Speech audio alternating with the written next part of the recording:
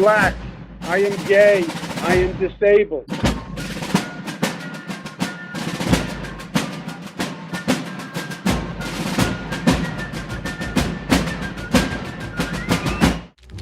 You let one ant stand up to us, then they all might stand up. Those puny little ants outnumber us 100 to 1. And if they ever figure that out, there goes our way of life. It's not about food. It's about keeping those ants in line. That's why we're going back. Does anybody else want to stay? Let's ride!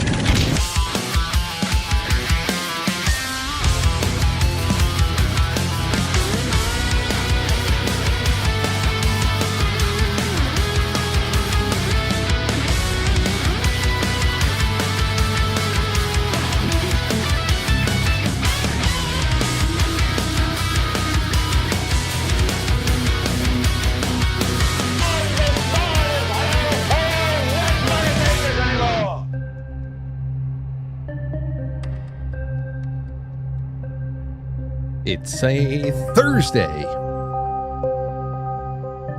Another Thursday and a long line of Thursdays for 20 years. Because even when it was just the Zaraza New York days between 2006 and 2010-ish or something like that, 2011, that was on Tuesday and Thursday nights. It wasn't every night. So Tuesdays and Thursdays, that is a long, practically a long, unbroken chain. Obviously, there are holidays, there are rare vacations, sometimes a cold here and there, gastroenteritis. When I called into the show with Anthony and Mike were hosting without me because I couldn't kept crapping my pants. That was in 2010. You ever have gastroenteritis, Jay? Can't say that I have. Why not? I don't know. I don't know why. It's probably because you're not adventurous enough. Oh, that's definitely it. That's definitely it. But, I just realized your shirt says MK Ultra. From this far across the room, I thought it was a Metallica shirt. So that's very well done. Thank you. It was very well done. Thank you. It was a gift from the audience. I love it. And we're not going to be talking about MK Ultra tonight, but we have a couple of, it is going to be PSYOP Central. Media PSYOP Central. And it is all based on what the hell. I mean, I know that you had some stuff that you wanted to talk about regarding Rand Paul, COVID, Anthony Fauci stuff about, last week prior to this week's hearings. Yeah, the day after that, or close to the day when these were dropped, I found in just a few documents I had a chance to look at, I just found like bombshell after bombshell. And it's not bombshell in the sense that the audience wouldn't know this stuff, but to see it on DARPA declassified documentation, things we've been arguing about for, what year is it? 6 years? It's amazing. Well, there's a lot of other things, from a character profile standpoint, his so-called diary that he was writing Dear to himself. Diary.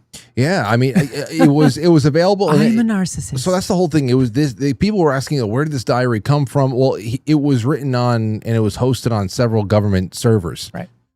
So it was just sequestered, and but it's still just crazy. I don't think that everything he was writing he had to write. I understand that, like, when you're in the field, if you're in combat, there are combat journals. There are things that have to be logged just strategically and everything else. There are things you have to log. The shit that Fauci is writing to himself or about himself is just. I was going to say about himself. Yes. But I don't know. Doesn't that give you a window into, you think about, like, I put myself in his position. Say I'm in charge of essentially the global response to the greatest health crisis in any of our lifetimes. I can't even imagine the beard that I would grow because of the lack, just the person I am, every moment, every waking moment would be poured into doing what I could to, solve this catastrophe on the planet. If you're under the impression that that's what's going on.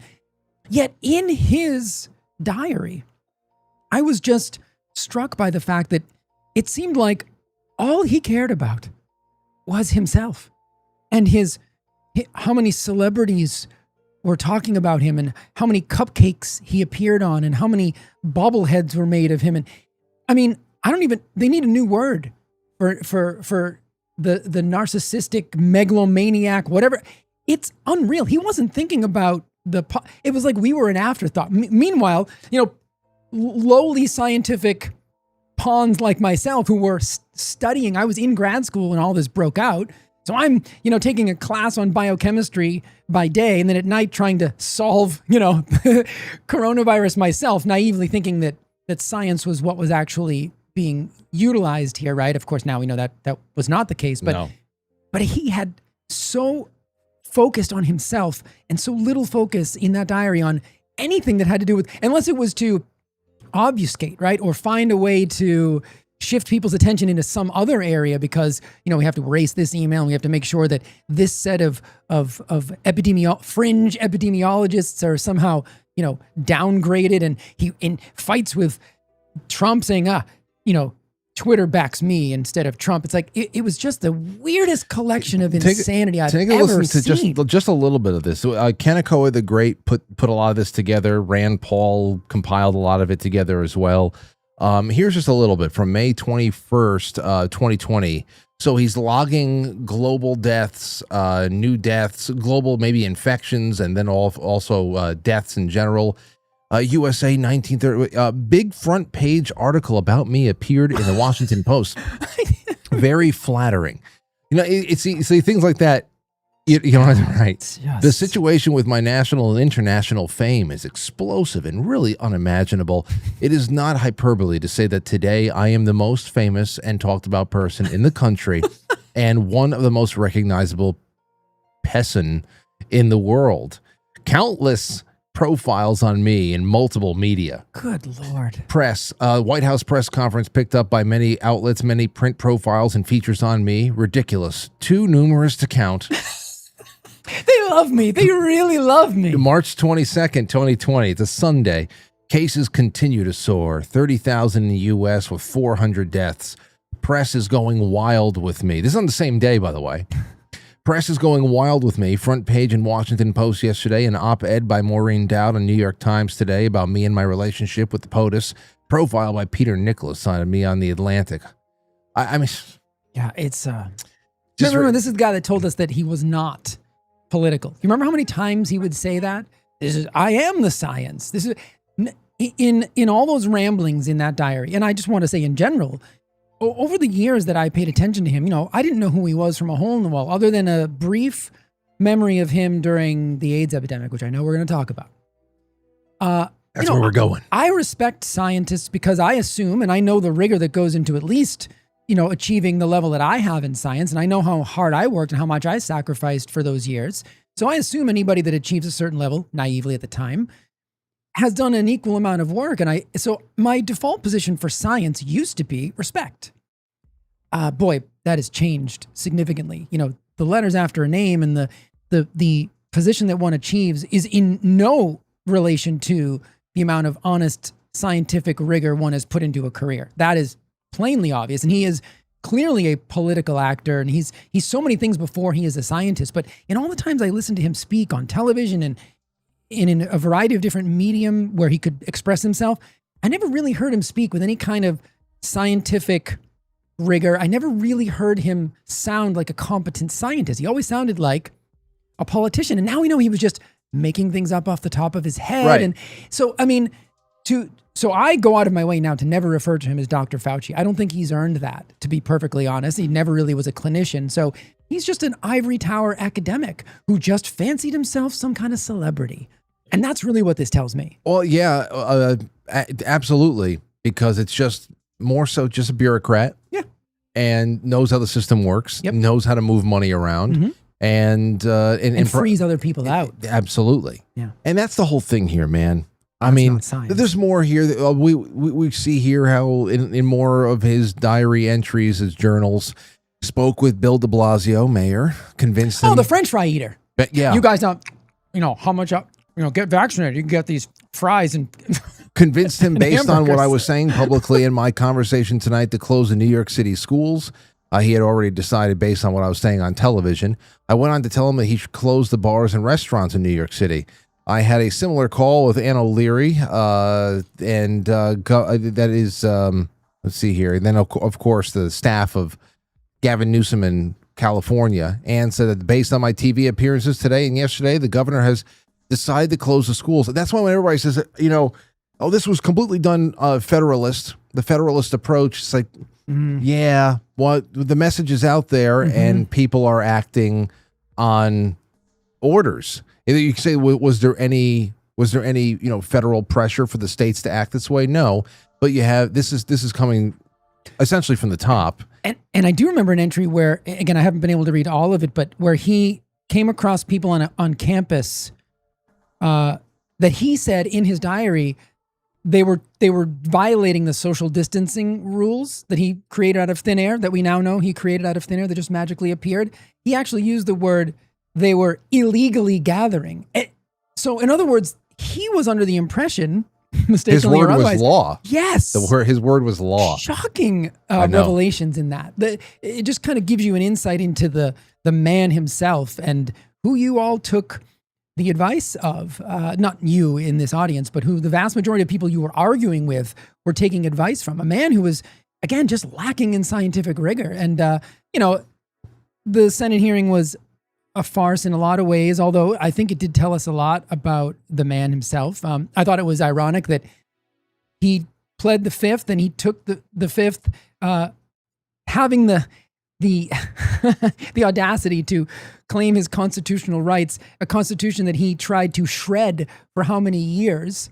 It was so maddening to watch. And I watched all of it, unfortunately, but it said more about the man than it did about the scientist. And I thought the science was, I believe he even said that he would be able to defend his position with science. He wasn't worried about, inquiries after the fact. Oh, really? Oh, really? Well, that's the issue here. Here's the issue. He's a mustard plug. He is the mustard plug. The little, you have the big jar of mustard. You have the big, bottle of mustard, and right at the top, there's a little dried piece of mustard. Oh yeah. That plugs and is in the way of everything of you getting to the rest of the jar. Right, you got to get rid of it usually. Yeah. That's the whole the whole thing here. People begged. I remember. I don't know what the hell it was. It was just. I was interested in what you had found a week or so ago. I want to hear about that because I knew covering this hearing, like getting together and talking about the hearing, which we're not going to be doing, would largely be an exercise in futility. Like watching Josh Hawley make Fauci squirm, that was nice. But I still got a full belly from Trey Gowdy's pointless mic drops during Benghazi. That was all. I'm still full on Trey Gowdy and things that just sound great but end up having nothing happen. Right. So putting an 85-year-old Anthony Fauci in jail is obviously not going to fix anything. But for as instrumental as a figure he was, going back to the AIDS crisis, which we're going to really talk about tonight, because that's what people really need to understand.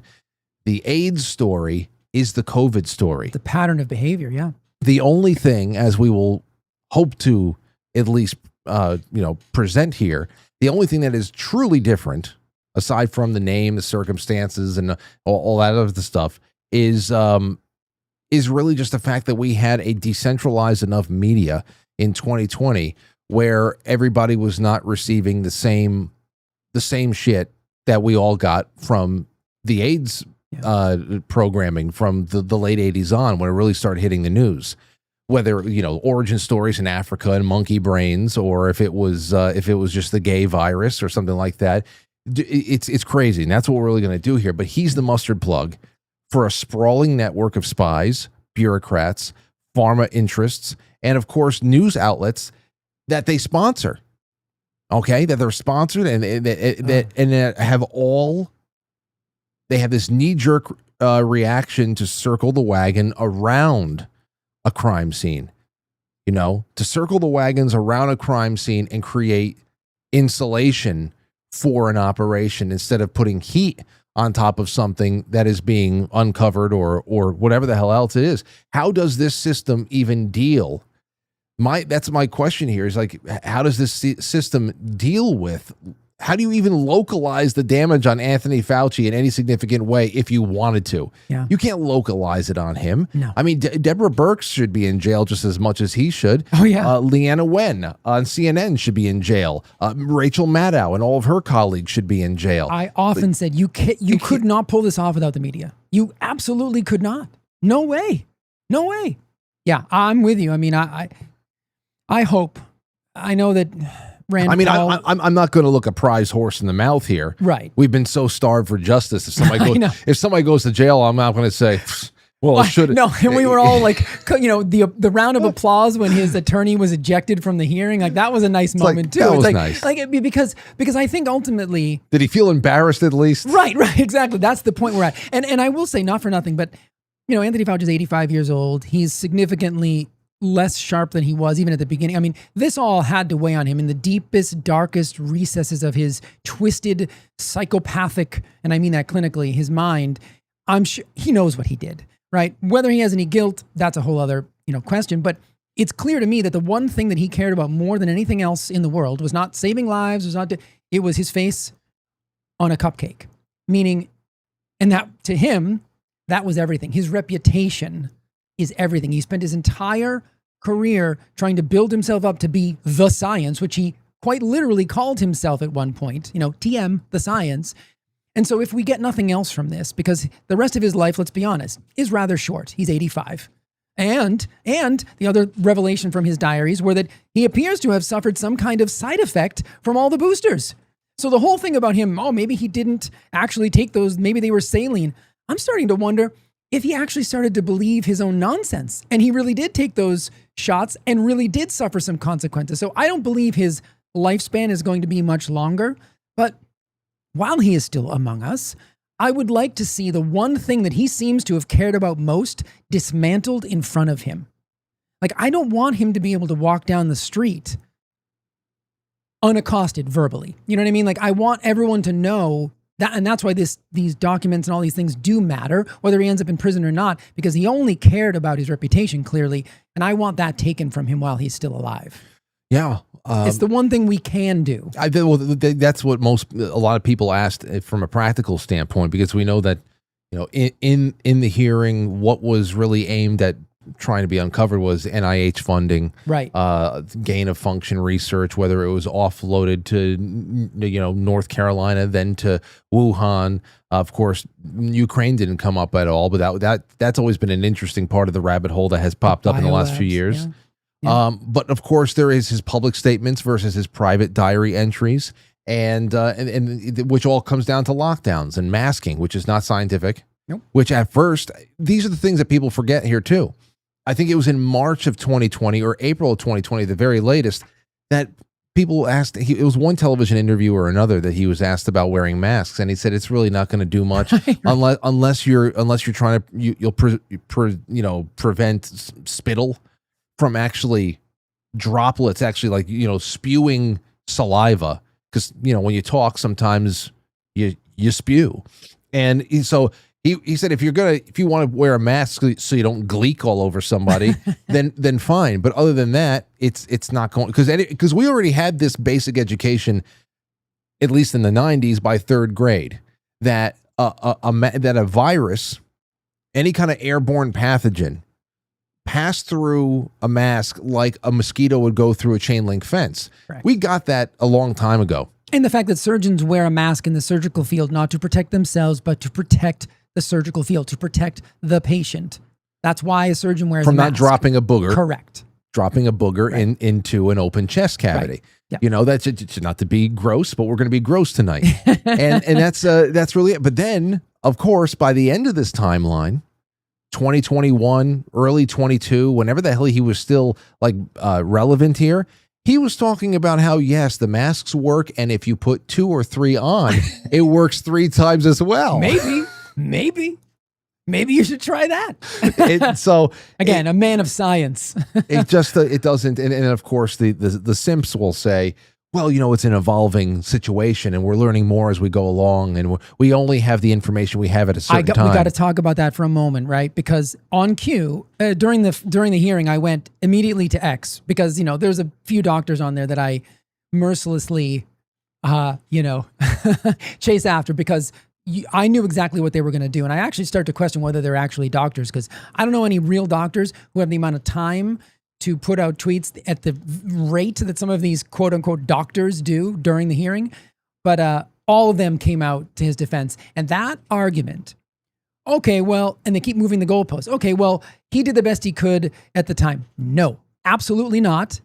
You cannot follow that statement by then all the things we know where he actually tried to, again, to prevent other scientists from having their say. In other words, and I identified this very early on, there is a massive chasm between saying, if I don't know something, science, the scientific method then means everything is on the table and we have to investigate everything. And I have some evidence here that shows that we did know a lot more than we were led to believe, or I should say the powers that be knew a lot more. But you cannot hold those two positions. If you are arguing with somebody who says, well, we didn't know, you then cannot say, oh, but we can't do this, we can't do that, we can't do this. Those two things are completely incompatible. If you don't know, everything is on the table. And that is the evidence that Anthony Fauci is not a scientist. Because you say, oh, science was evolving, we moved at the speed of science. And yet, you see all the ways that he manipulated the media in order to force everybody into a predetermined conclusion. So those two things cannot coexist. Not if you're a scientist. They can if you're a political hack, and that's what Tony Fauci is. Not Dr. Fauci, Tony Fauci. I see. What I learned was, let's just think about all the ridiculous because there's also a lot that I start getting viscerally. I get visceral anger, Yes. just a lot of anger when I think about the social tolls. When I think about really disturbing, I'll always have those pictures of grandparents hugging kids through plastic bags, and when they, people who are alone in their hospital rooms, they, nurses blew up and tied latex gloves together so that it'll feel like two hands were on somebody else's hand,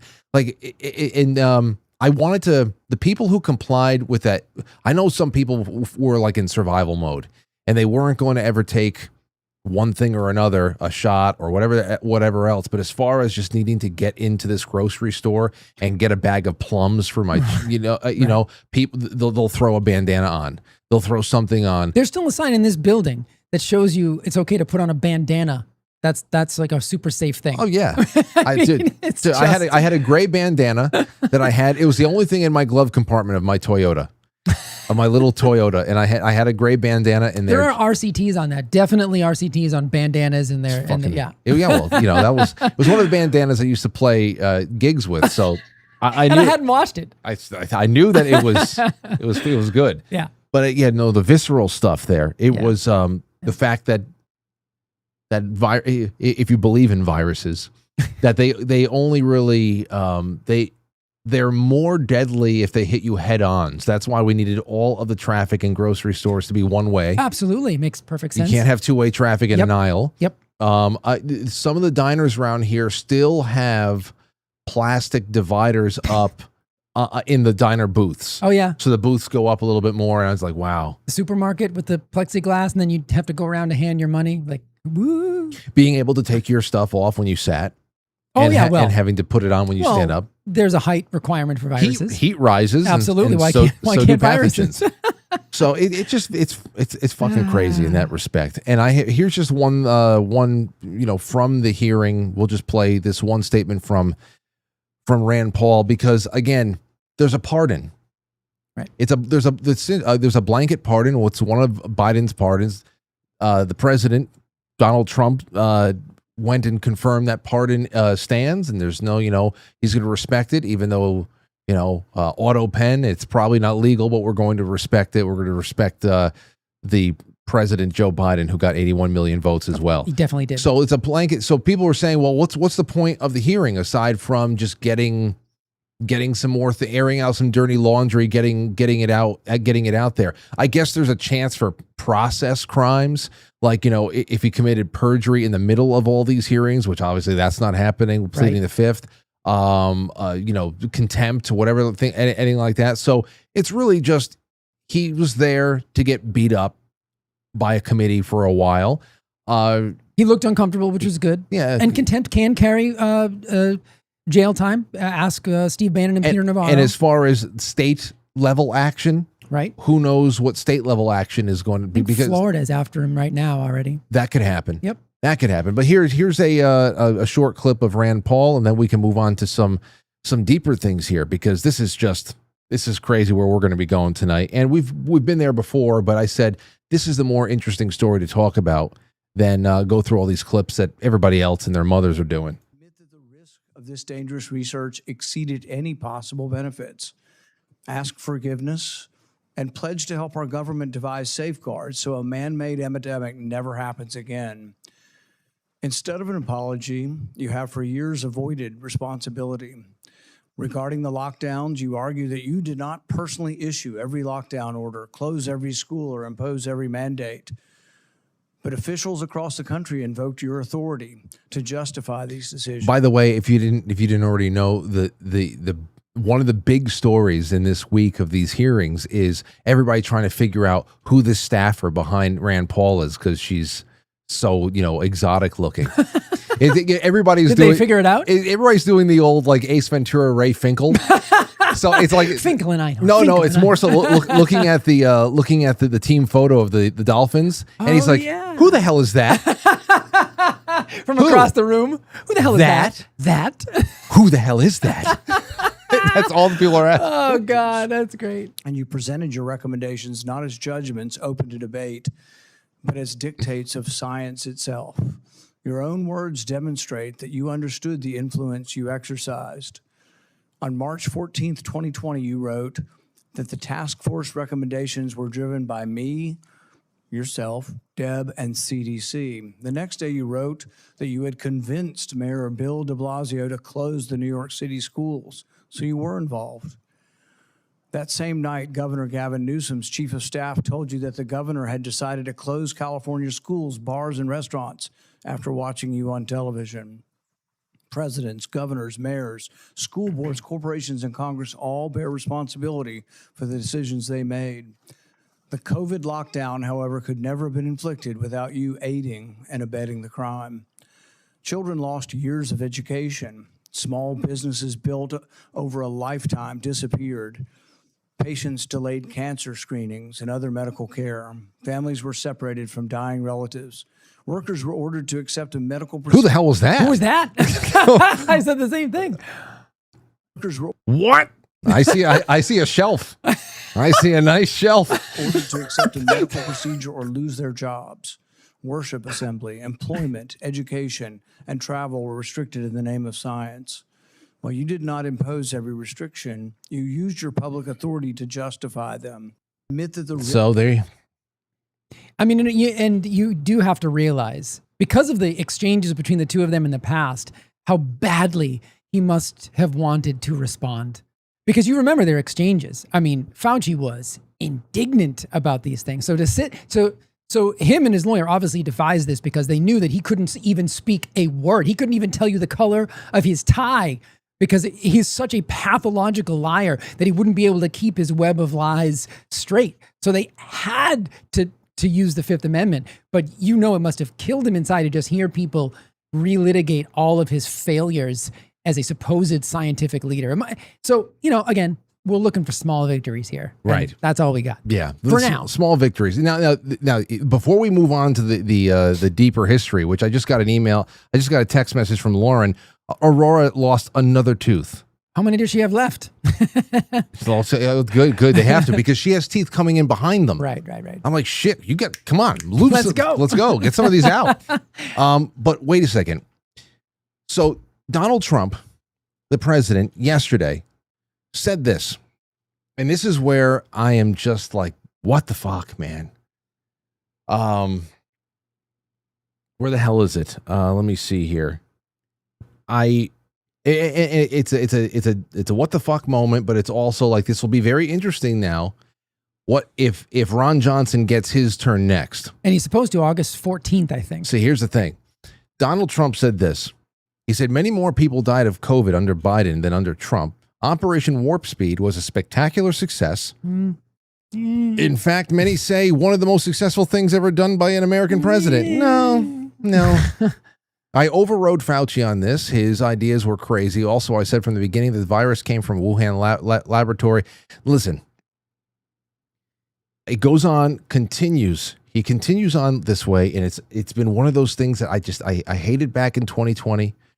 I voted for him 3 times. It didn't stop me, but I'm not budging on this. This was not a good thing. There was other ways to get around this, to give people autonomy, to not make anybody restricted in what they can't try for themselves. I mean, he has sponsored so many right to try initiatives and things like that. So if you want to jump in on gene therapies and all that stuff, go right ahead.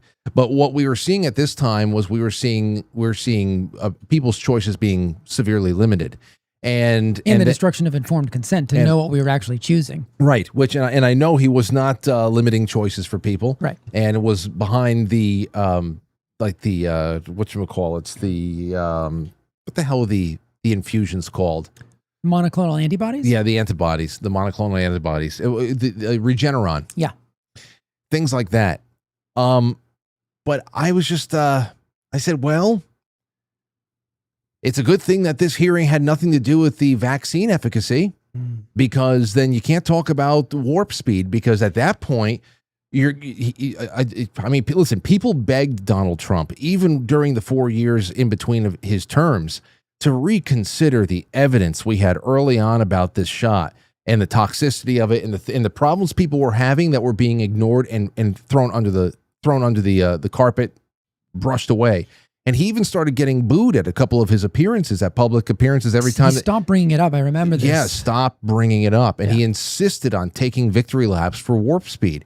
But it will be interesting if Ron Johnson gets what he wants, because it will be all about efficacy of the shots. Yeah, and he knows more about it than most, because he's held so many private hearings with victims. I don't know what kind of tweeting is going to be going on, what's going to be published on Truth during that hearing, because this is going to fly in the face of every supposed victory that Warp Speed provided, which was at the very, it was called lives saved. Yeah. How many lives were saved by it? And I would say that this was not a net positive at all. So no, that'll be interesting going forward. Now, here's where I want to get into some other stuff. We got. So, are we going to AIDS now? Yes. Do you mind if I just give you the? Oh, from last week? Yeah. Yeah, go ahead. I want to hear about this, because I think these are super important. So this was declassified and released by, and if you want these documents, there's a lot of them. And I only just looked through a few and found some amazing things, but go to Rand Paul's X account, and he's got the reading room hyperlinked there, and you can read all these documents for yourself. But this was a DARPA document, and I just grabbed, I mean, again, I could have read a million things, but I just wanted you to have an idea of what was being written in the year 2021. So this was from, let's see, August, hang on, let me just find the date. August 13th, 2021. So this is before, I believe, the vaccine was fully rolled out to everybody. I just remember from being at the hospital at that time. So this is from that document. Because of its now known nature, the SARS-CoV Wuhan illness is readily resolved with early treatment that inhibits the viral replication that spreads the spike proteins around the body, which induce a harmful overactive immune response as the body tries to clear the spikes from the ACE2 receptors. Remember, this is a DARPA document, a declassified DARPA document. Many of the early treatment protocols ignored by the authorities work because they inhibit viral replication or modulate the immune system to the spike proteins, which makes sense within the context of what EcoHealth Alliance was creating. Some of these treatment protocols also inhibit the action of the engineered spike protein. For instance, ivermectin, identified as curative in April of 2020, works throughout all phases of illness because it both inhibits viral replication and modulates the immune response. Of note, chloroquine phosphate, hydroxychloroquine, identified April 2020 as curative, is identified in the proposal as a SARS-CoV inhibitor, as is interferon, identified May 2020 as curative. The gene-encoded or mRNA vaccines work poorly because they are synthetic replications of the already synthetic SARS-CoV Wuhan spike proteins and possess no other epitopes. Those are different binding domains where a virus could bind. The mRNA instructs the cells, this is the end of it here. The mRNA instructs the cells to produce synthetic copies of the SARS-CoV Wuhan synthetic spike protein directly into the bloodstream, wherein they spread and produce the same ACE2 immune storm that the recombinant vaccine does. Many doctors in the country have identified that. The symptoms of the vaccine reactions mirror the symptoms of the disease, which corroborates with the similar synthetic nature and function of the respective spike proteins. The vaccine recipient has no defense against the bloodstream entry, but their nose protects them from the recombinant spike protein quasi-species during natural infection. Basically saying, you are able to mount a robust and complete immune response with natural infection, and that is precisely the reason why these vaccines work poorly. This was 2021 before any of this was rolled out. And you remember when Instagram was not allowing you to use the hashtag natural immunity? I think that's when I started to be shadow banned, because just naively, I am sitting here going through papers upon papers that were prior to 2020 talking about the robust nature of natural immunity in every infection known to man. And now we know that's all true, but this is a DARPA document months before the vaccine, I believe. You can correct me, maybe the chat knows the date, but this was August 2020. At my hospital, I think we were starting to roll it out soon after that. See, and there's something else here that people, that I want to just remind people or offer up to people for consideration. If you can suggest and you can put out there that warp speed or whatever, that the fast tracking of one shot or another was going to help in some way, and it was a strategic move that had to be made.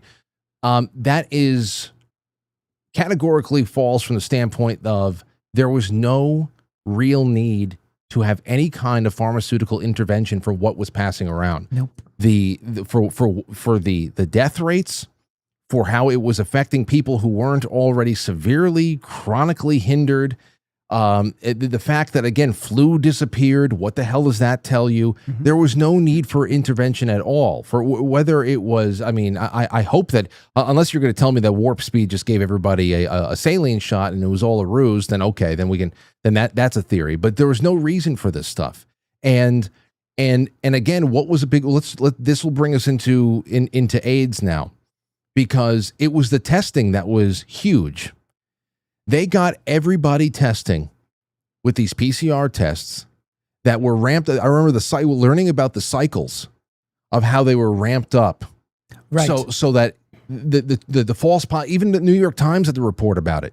The cycle threshold, yeah. The threshold was nuts. I mean, I forget how many cycles was too high, and they went like 5 times above that. I think they're up in the 40s. And it was coming back, and this is the same PCR test that was used in the 80s. And I want to go back to something here now. My late great friend Liam Sheff wrote a book called Official Stories. And if you don't have this in your home library, you need to get it. You just got to get a paperback version. Now, chapter 6 is like 30 pages long. It's called The Scarlet Letter. It's all about HIV and the people who packaged it and brought it to the world and what happened there. And you know, to start off, it talks about how essentially the opening of chapter 6, we'll get into this on the flip side. It's pretty graphic. It sets the stage for what we have here. But the opening of chapter 6 is all about the laying out of the gay ghetto scene, essentially.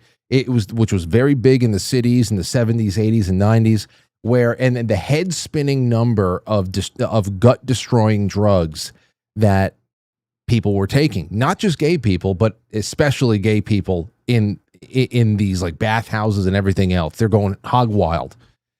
and it made it into the newspapers. It finally made it into the newspapers that something was going on, people were getting sick in Los Angeles. It's the first place it made it into the newspapers, and at that time it was dubbed the gay-related immunity deficiency.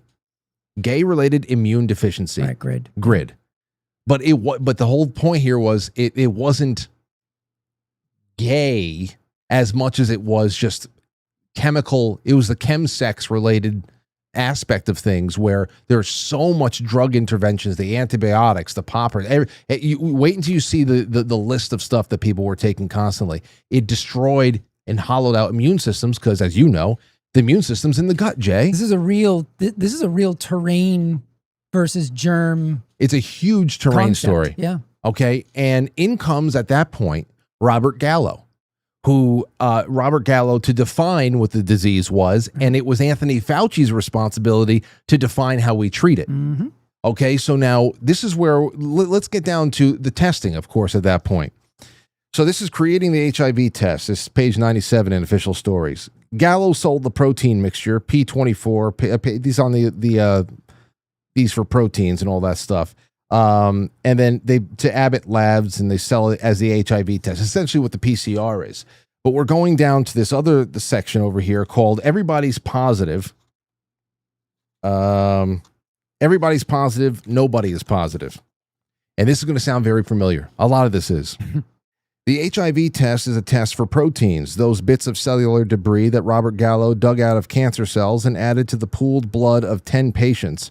Who knows what they are? The most important proteins from the official point of view happen to cross-react with the most ubiquitous, read as normal and plentiful, proteins in the body, cellular proteins like myosin and actin.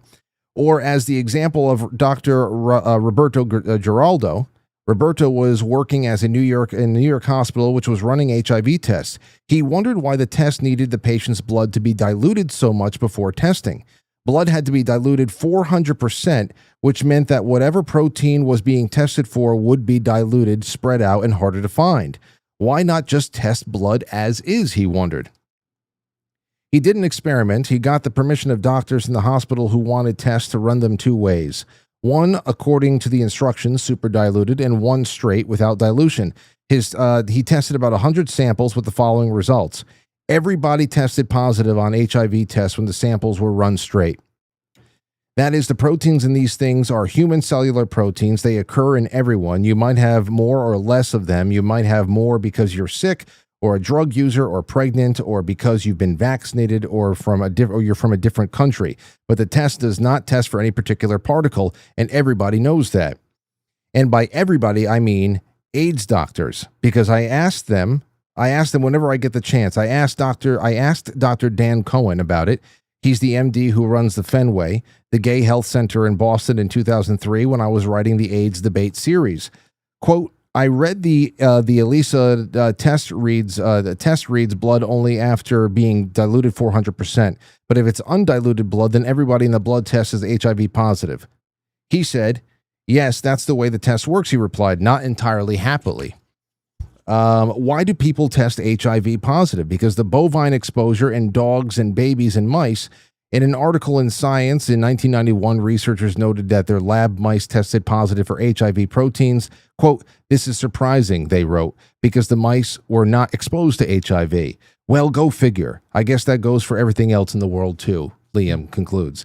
And of course, as we all know, these PCR tests were coming back positive when certain African leaders were testing birds, papaya fruit, A Coke can, and of course that guy ended up disappearing. So we have this, of course, the PCR test. We have the people who are already there. Now we have other things here. Let's go to organizations. Let's go to the WHO, the WHO. Back in 1985, the plan for Africa was rolled out. There, no tests would be needed. The World Health Organization held a meeting in Bangui, the capital of the Central African Republic, presided over by CDC official Joseph McCormick. He wrote, quote, if I can get everyone at the WHO meeting in Bangui, I agree on a simple definition of single definition of what AIDS is, of what an AIDS case in Africa was. then imperfect as the definition might be, we could actually start counting the cases. From that point on, AIDS in Africa would be defined by coughing, itching, fever, diarrhea, and weight loss. Yeah. It's a set of symptoms that could be 100 other things. Everything. Yeah. Africans look up from their civil wars, their CIA and British intelligence-sponsored strongmen, their droughts, their pestilence, and apartheids, and ask, we haven't had clean water for months and we never had enough food, and you're worried about our sex lives? In the 1990s, good liberals everywhere began to wear red ribbons to encourage brown-skinned people to take drugs, get circumcised, and to refrain from having dangerous sex. Meanwhile, despite massive new AIDS epidemic in Africa, otherwise known as poverty, American heterosexuals remain blissfully free of this heterosexual plague. I guess we have enough to eat, and that keeps HIV at bay. By the mid 2000s, the thing was starting to unravel. In 2004, the official estimates of HIV for African countries were reduced by up to 50%.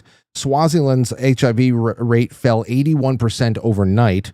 Indian estimates were similarly decreased. For decades, third world HIV estimates have been based on projections from leftover samples of blood at pregnancy clinics. These are run through one HIV test, often a rapid test. These numbers are extrapolated to entire nations. Dr. James Chin, former head of the WHO's Global HIV Statistics Unit, said, quote, they've painted themselves into a corner, and now their house of numbers is falling apart.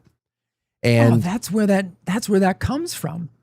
That's where that name comes from. You remember the documentary I was telling you about? It's called House of Numbers.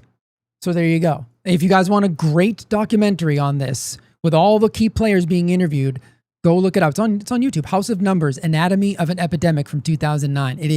It will shock you, and it will change the way you think about HIV and AIDS. Now that's the WHO section. Okay. And now here is the act out section. So now we have the tests. Mm-hmm. We lived through that. Everybody going to testing centers, going and drive through the cars, getting your nose plunged.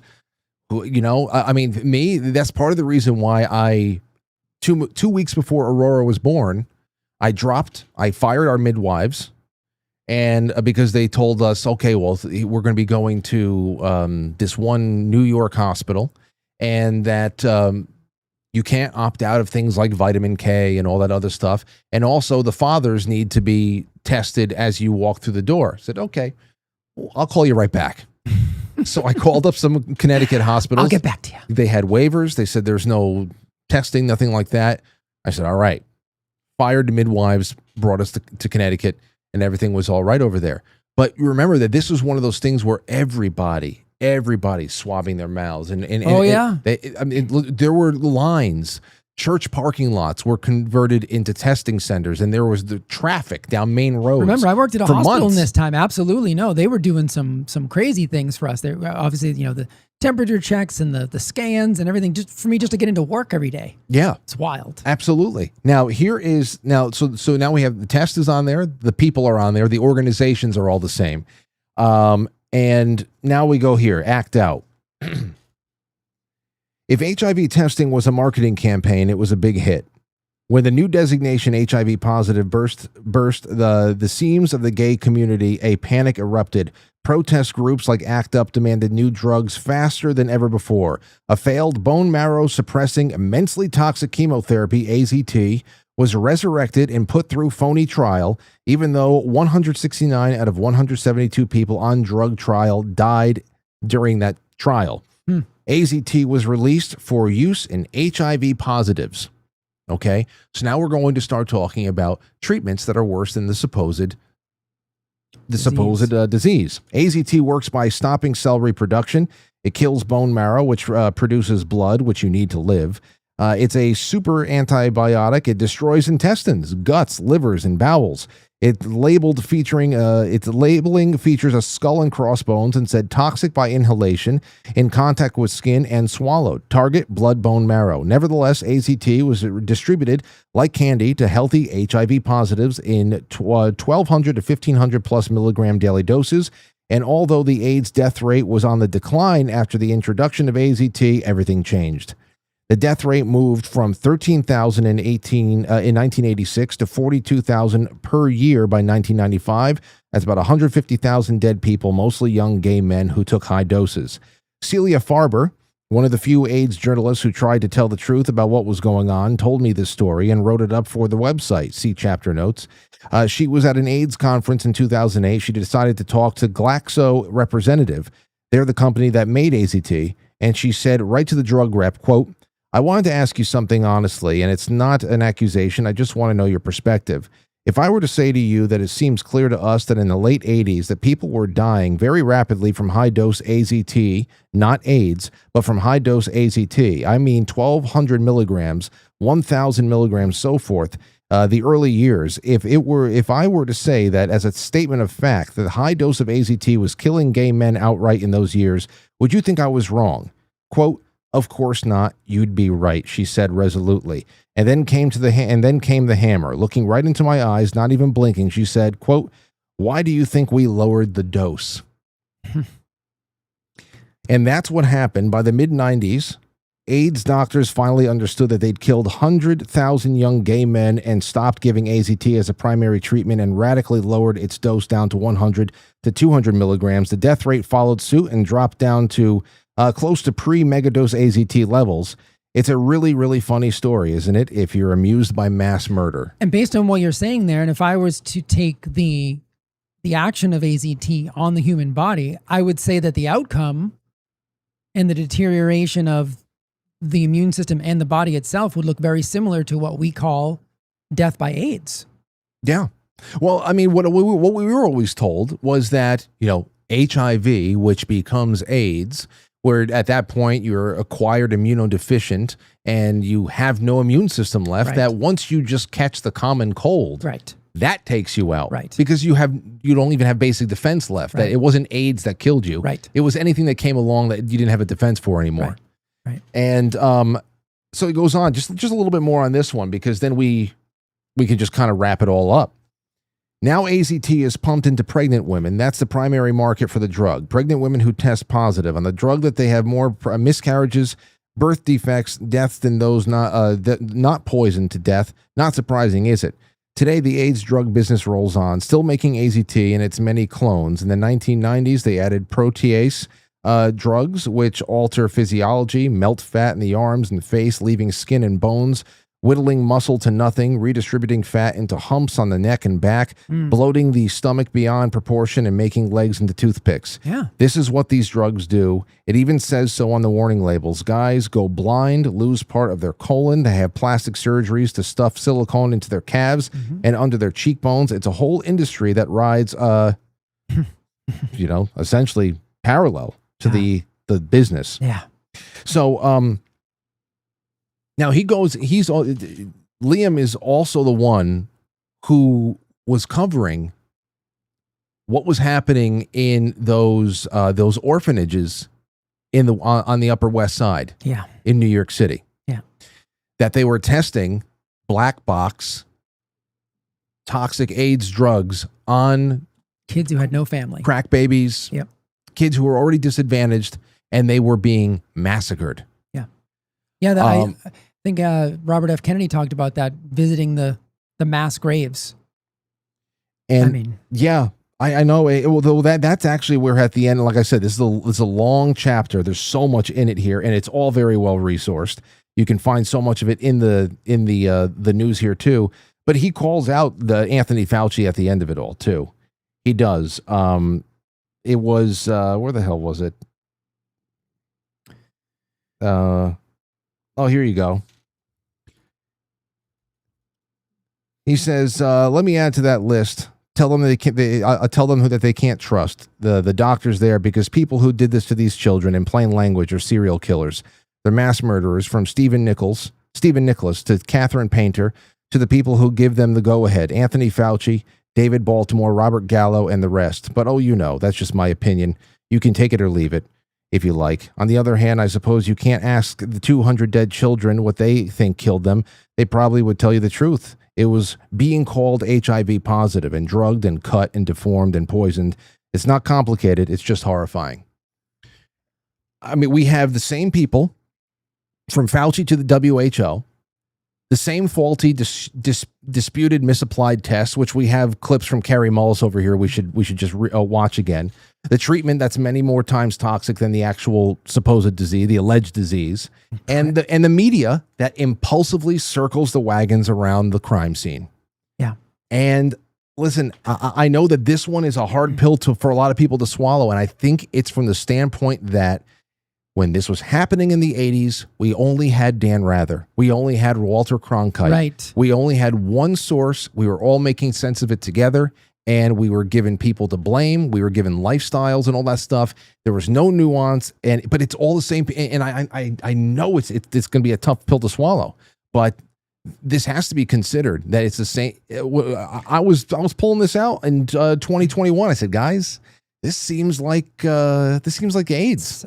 This is why I watched that documentary back during COVID, probably 21, 22, probably after I got fired from the hospital is when I started watching this. So can I jump back to COVID really quick and read one more brief email from this selection? Because it applies to pregnancy. Because you had said they were giving AZT to pregnant women.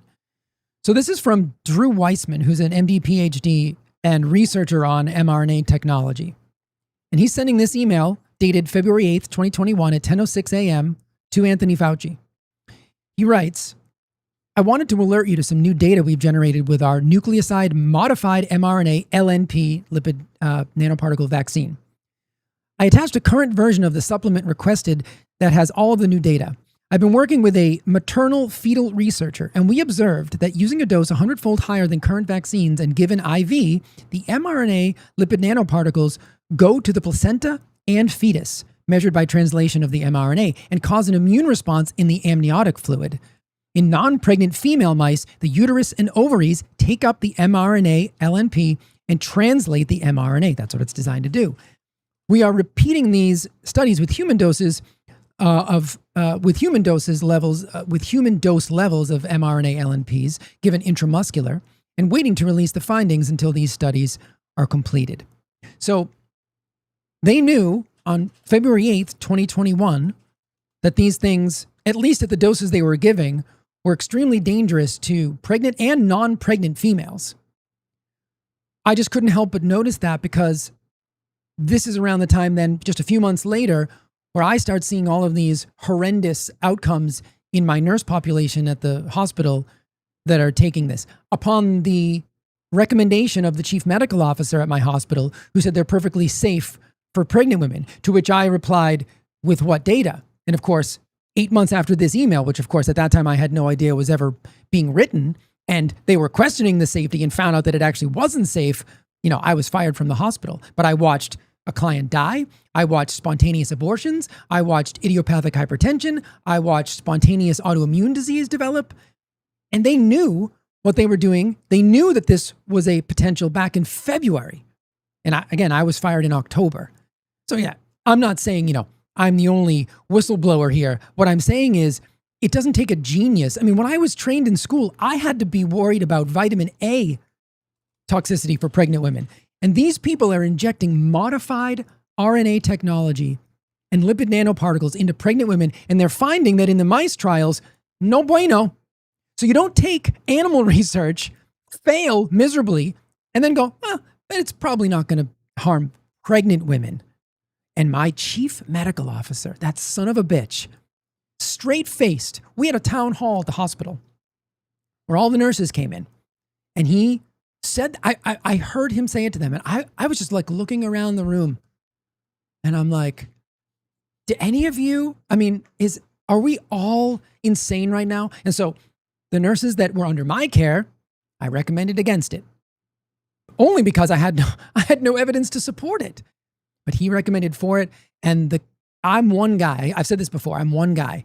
The carnage that I saw at the hospital was statistically impossible if this was not the cause, right? It was the one thing that they were all doing. And what I watched was just unbelievable. As if I needed any more reason and rationale to sacrifice my career at the time by not taking it because that was my option. Just watching what happened to these women was just unbelievable. I'll never forget it. Now I got to throw this out here, and we're not going to take an intermission because we need all the time we can get.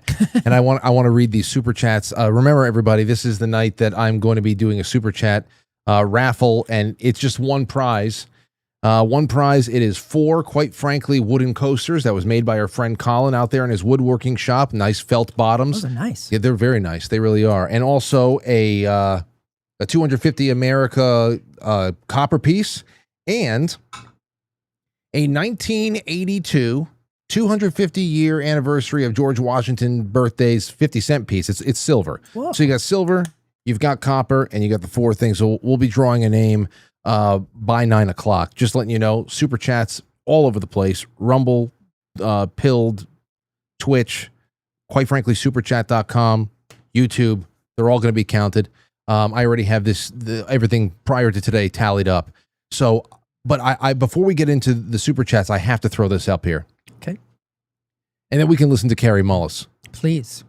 Here is something that I put aside back in April of 2025, last year. And I said, I bookmarked it, just saying that I know a day would be coming where I have to bring this up because I always wanted to do a deep dive into Liam's work on this. And then, of course, here comes this hearing. I'm just like, well, the hearing itself is nonsense. Let's talk about something real. I mean, you want to talk about something that he should be prosecuted for? Something that there, I mean, I think that a mini genocide in the 80s is something that there's no statute of limitations on. Biden didn't pardon him for AIDS, you know? No, it only went back to 2014. I know. So I bookmarked this. Now get a load of this, because this reopens up this wormhole between the 1980s and 2020 in a flash. This is from futurism.com. This is right when Bobby Kennedy is getting onto the job in 25. Man who believes poppers, that's one of the litany. You know what? Poppers caused AIDS, is planning to gut America's HIV prevention office. This could return America to the dark ages of the 1980s and 90s when the government let hundreds of thousands of people die of AIDS. Let them. It's crazy because, of course, the initial theory was that it was a gay bug, which is homophobic. Right. You know, okay. It was that was lacking in science. Right. That it was okay, and it was the actual government response that did probably kill so many more people than before. And there they are dogpiling on, but these are the people who will go and drink canola oil because they just to spite him. Of course. The Nepo baby in charge of America's healthcare ascribes to homophobic conspiracy theories about the origins of acquired immunodeficiency syndrome, and he's purportedly planning to close the office that helps prevent its spread. According to federal health officials who spoke to CBS News, Health Secretary Robert F. Kennedy Jr. is slated to lay off Health and Human Services Department's entire Office of Infectious Diseases HIV/AIDS policy, as well as its Minority Health Office. I actually don't even remember if he went ahead and did it. But just the fact that this was the response is hilarious. This move comes amid a broader restructuring that will, per a recent announcement, eliminate 20,000 positions at the agency. It also comes a few weeks after the Food and Drug Administration, which is part of HHS, raided a manufacturer of amyl nitrate, the scientific name for the popular legalish sex and club inhalant better known as poppers. In a statement that circulated on social media, Poppers company Double Scorpio announced that it was closing following the raid and said that other manufacturers also may have been impacted. Not long after RFK Jr.'s past claims about Poppers resurfaced, which included his insistence that the inhalant causes AIDS and not per decades established medical science, the human immunodeficiency virus. Oh, Cary Mullis may have a bone to pick with that. The initial signals of AIDS, they're saying, is strongly, he said, is strongly linked to amylin nitrate poppers, a popular drug among promiscuous gays. The political scion wrote in a book penned by about Anthony Fauci, the former National Institute of Allergy and Infectious Diseases. Other common wasting symptoms were also associated with heavy drug use and lifestyle stressors. Guys, I mean, so I was like, finally, I have something to do with this article. Do you want? I'll read the rest of it later on tonight. But you want to hear now? Just listen to this opening here, because Liam starts the whole chapter talking about the drug culture at the time. Okay. because you can't understand the situation without going there and just understanding the basic nature of men, women, gay men, in the absence of women, what the hell they do. Let me see here. Let's see here. Hold on. Because this is one hell of a list. Give me a moment. I think it's great because in this episode, you can go and dig further for yourself. Like I told you, there's two things that I think you should go look at. You should find House of Numbers on YouTube or anywhere. Anatomy of an Epidemic. It's an 1.5-hour documentary. It will change the way you think about this. And also go see the movie The Band Played On, which is another not a documentary. It was an HBO docu something they called it, but a very interesting film that kind of connects Ebola to HIV, and people like Robert Gallo and Anthony Fauci and Luc Montagnier. They all play a role in that too. So, and The Band Played On, House of Numbers, and then of course this book, and you'll really have a crash course and everything here, and you can draw your own conclusions. Well, I have something else for you here. Okay. Rev in the chat room, he said he would like to start doing some after hours streaming for us, like for some whatever. So after we are finished with the flip side, Rev is going about less than 5 minutes after we end. Rev is going to start up a stream onto the Quite Frankly Pilled channel, and he is actually going to stream House of Numbers. Oh, wonderful! So everybody, if you come over to the flip side, you'll see the extra talk that it's me like and after Jay. hours programming is back. Well, it was hey, listen, For tonight. as often as it. This is an excellent documentary. You're going to want to see it. So here it is. This is from the segment called "Boys Keep Swinging." From the opening shot of Freedom, he's just talking about gay men and running away from, their hometowns in Iowa and Illinois and the Dakotas, and coming to New York and San Francisco, and just being openly out, going places, and just mired in orgies, essentially. Going back to Iowa was impossible. You couldn't go all over the town being out. That was reserved for Chelsea or the Village or West Hollywood. Larry Kramer, gay activist, pro-pharma activist, playwright, and author, spoke with naked candor on the fast lane's sex life and drug diet. In his book of the era, which he called Faggots, he listed 76 drugs that were used on any given weekend by the boys on the circuit. Here are the highlights. This is right from, an activist. And then I'm going to show you another article. I was waiting for a time to dude. It's all coming together. It's all coming together. I said, finally, this show came together so quick. MDA, MDM, THC, PCP, STP, STP? DMT, LDK, WDW, Coke, window pane, something called window pane, blotter orange sunshine, sweet pea, sky blue, Christmas tree, mescaline, dust, benzedrine, dexedrine, dexamyl, desoxin, strychnine, ionomin, Ritalin, Despudol, Opitol, glue, ethyl chloride, nitrous oxide, crystal methadone, clogidol, Nesperin, Titch, Nestex, Black Beauty, Certain, Prelude with B12. Oh, well, that sounds good. Preludin with B12. Okay. Zale, Quaalude, Tunil, Nembutol, Seconal, Amitol, Phenobarb, Elavil, Valium, Librium, Darvon, Mandrax, Desnabarb, Opium, Stidil, Halidex, Calcifen, Optimil, Drail, and more. Do you even know what half of these are? I don't. The ones I recognize are truly mess you up chemicals. Yeah. So it's not even just that. Now he says not on that list, but in wide use were drugs that we don't count as drugs: alcohol, cigarettes, and for the boys' town, a smelly chemical called poppers.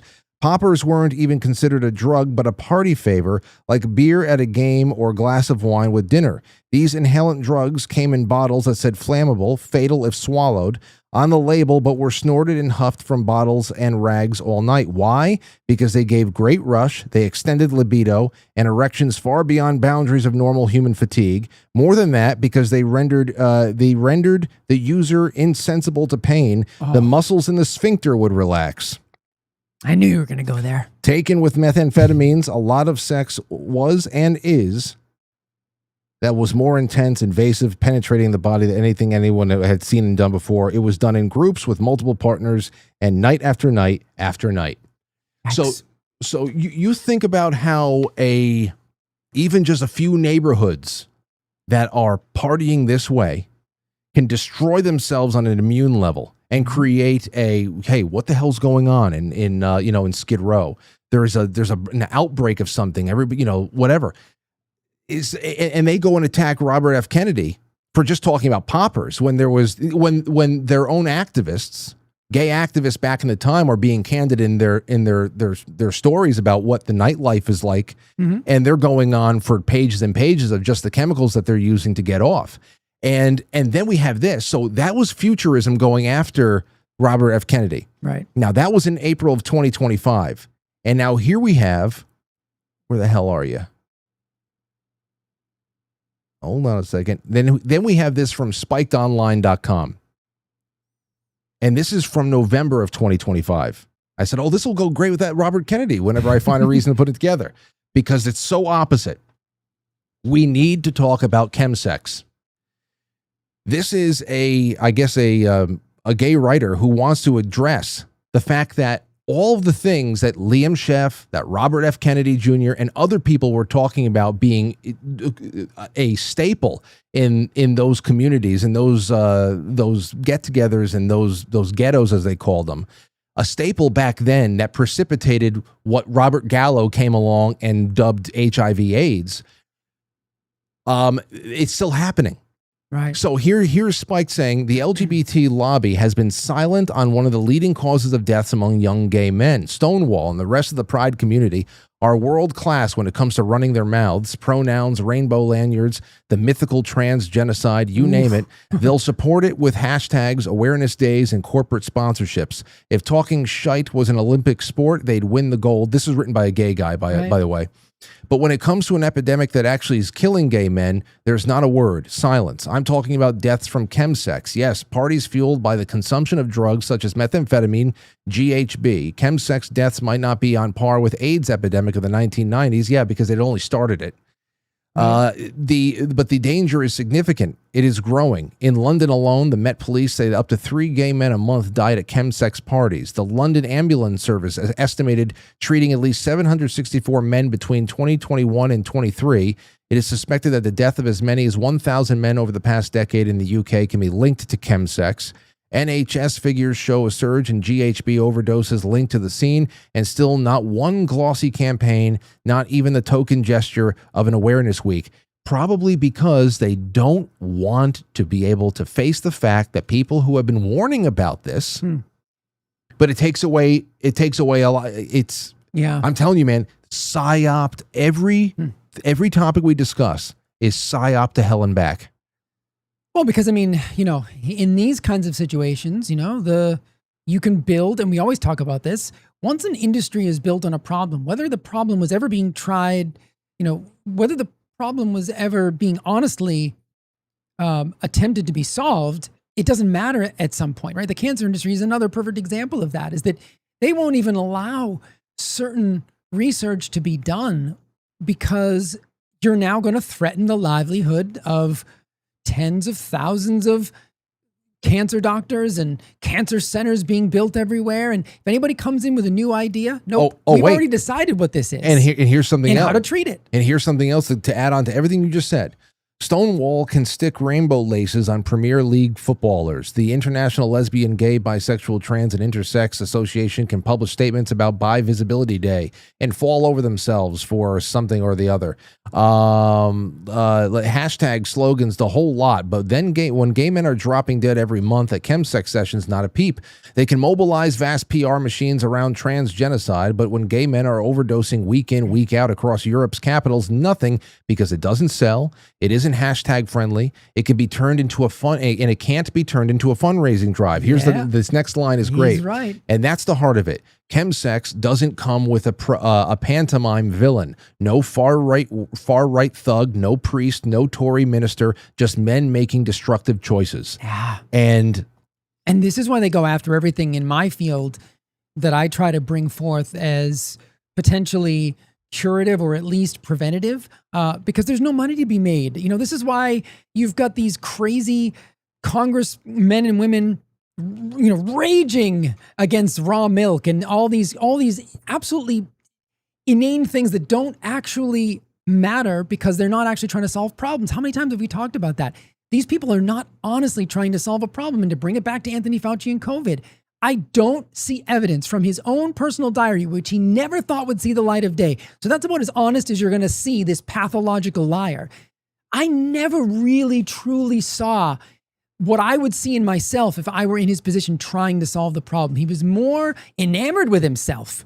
He was more interested in his own, you know, reflection in a cupcake than he was at solving the problem. This is the way I feel about a lot of modern, at least in my field, a lot of modern medicine is not fixated on the thing that matters, which is solving the problem. It's fixated on keeping the gates closed, keeping the conspiracy theorists at bay, and perpetuating the industries that are built upon the problem that they originally were designed to solve. That's all I see.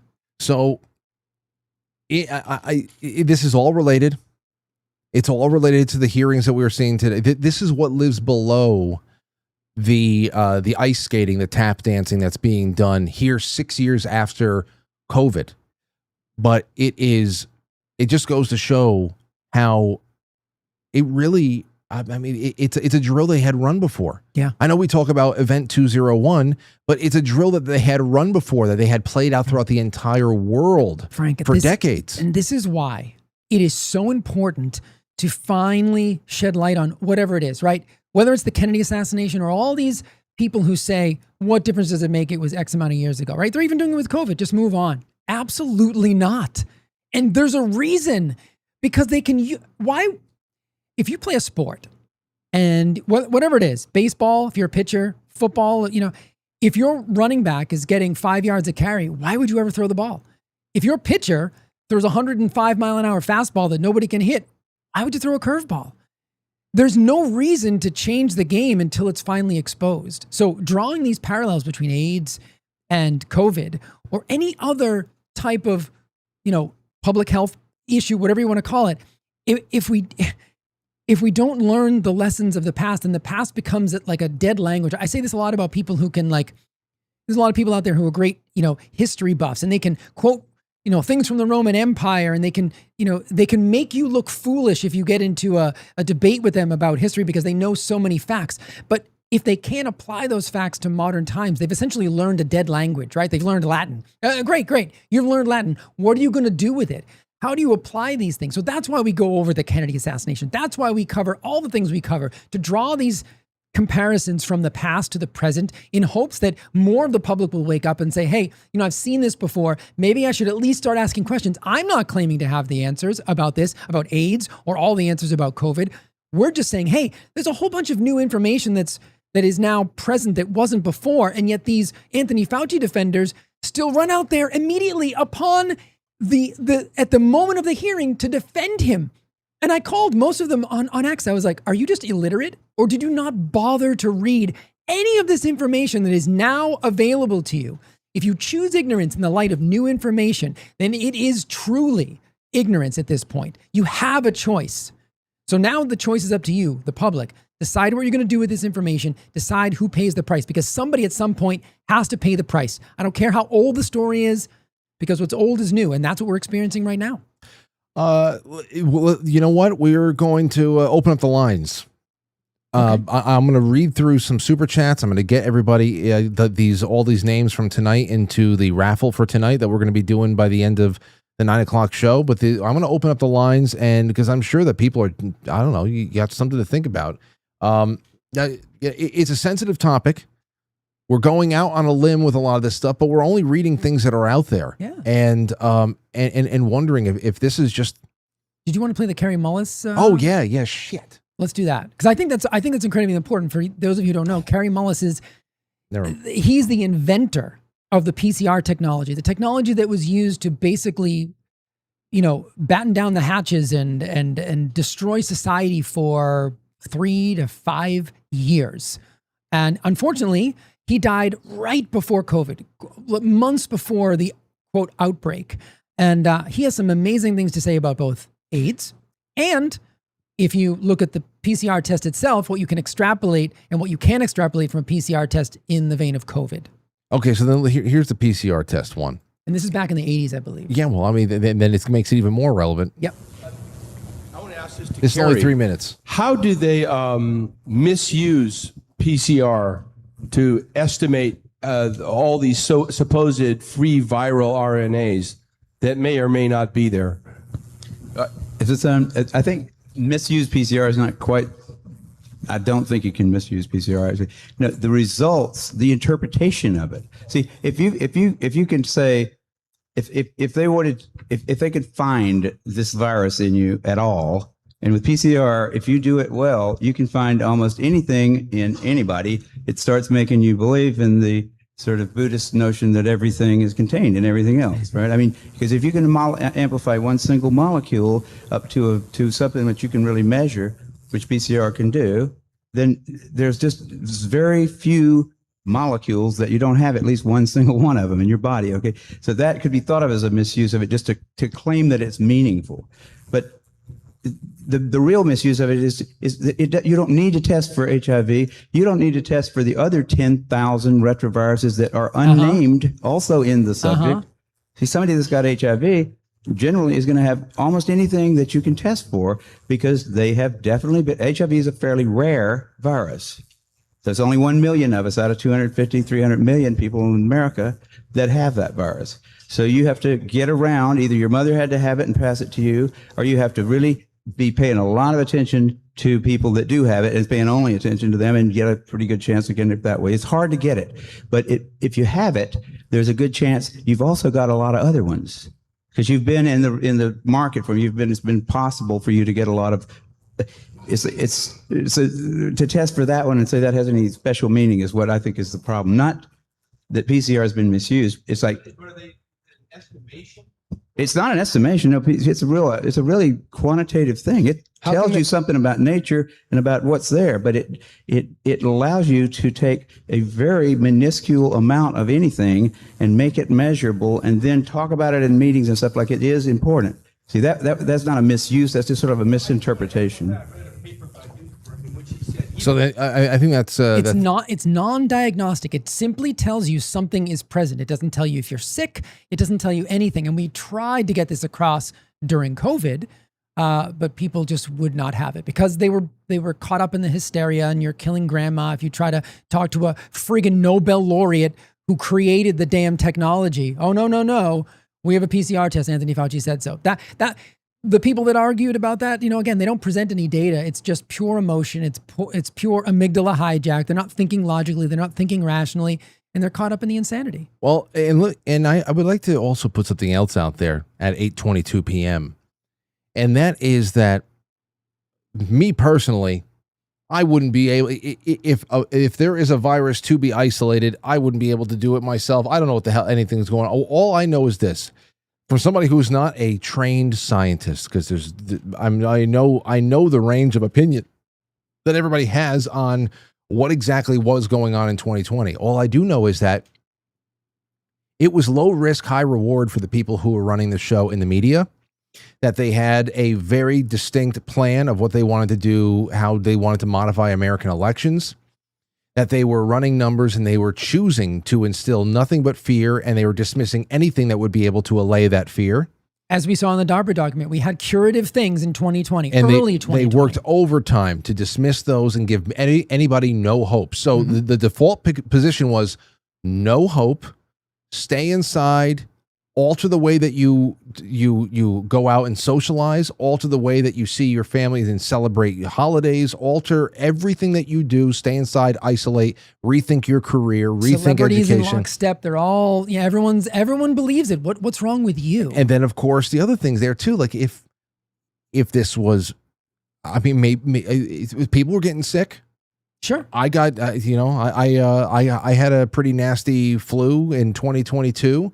Took 2 years for me to get it. And then, of course, Aurora and Lauren and my mother got it in June all together. I had it in April. They had it in June in 2022. I'm actually convinced I had it in 2018. I had the worst respiratory virus I ever had.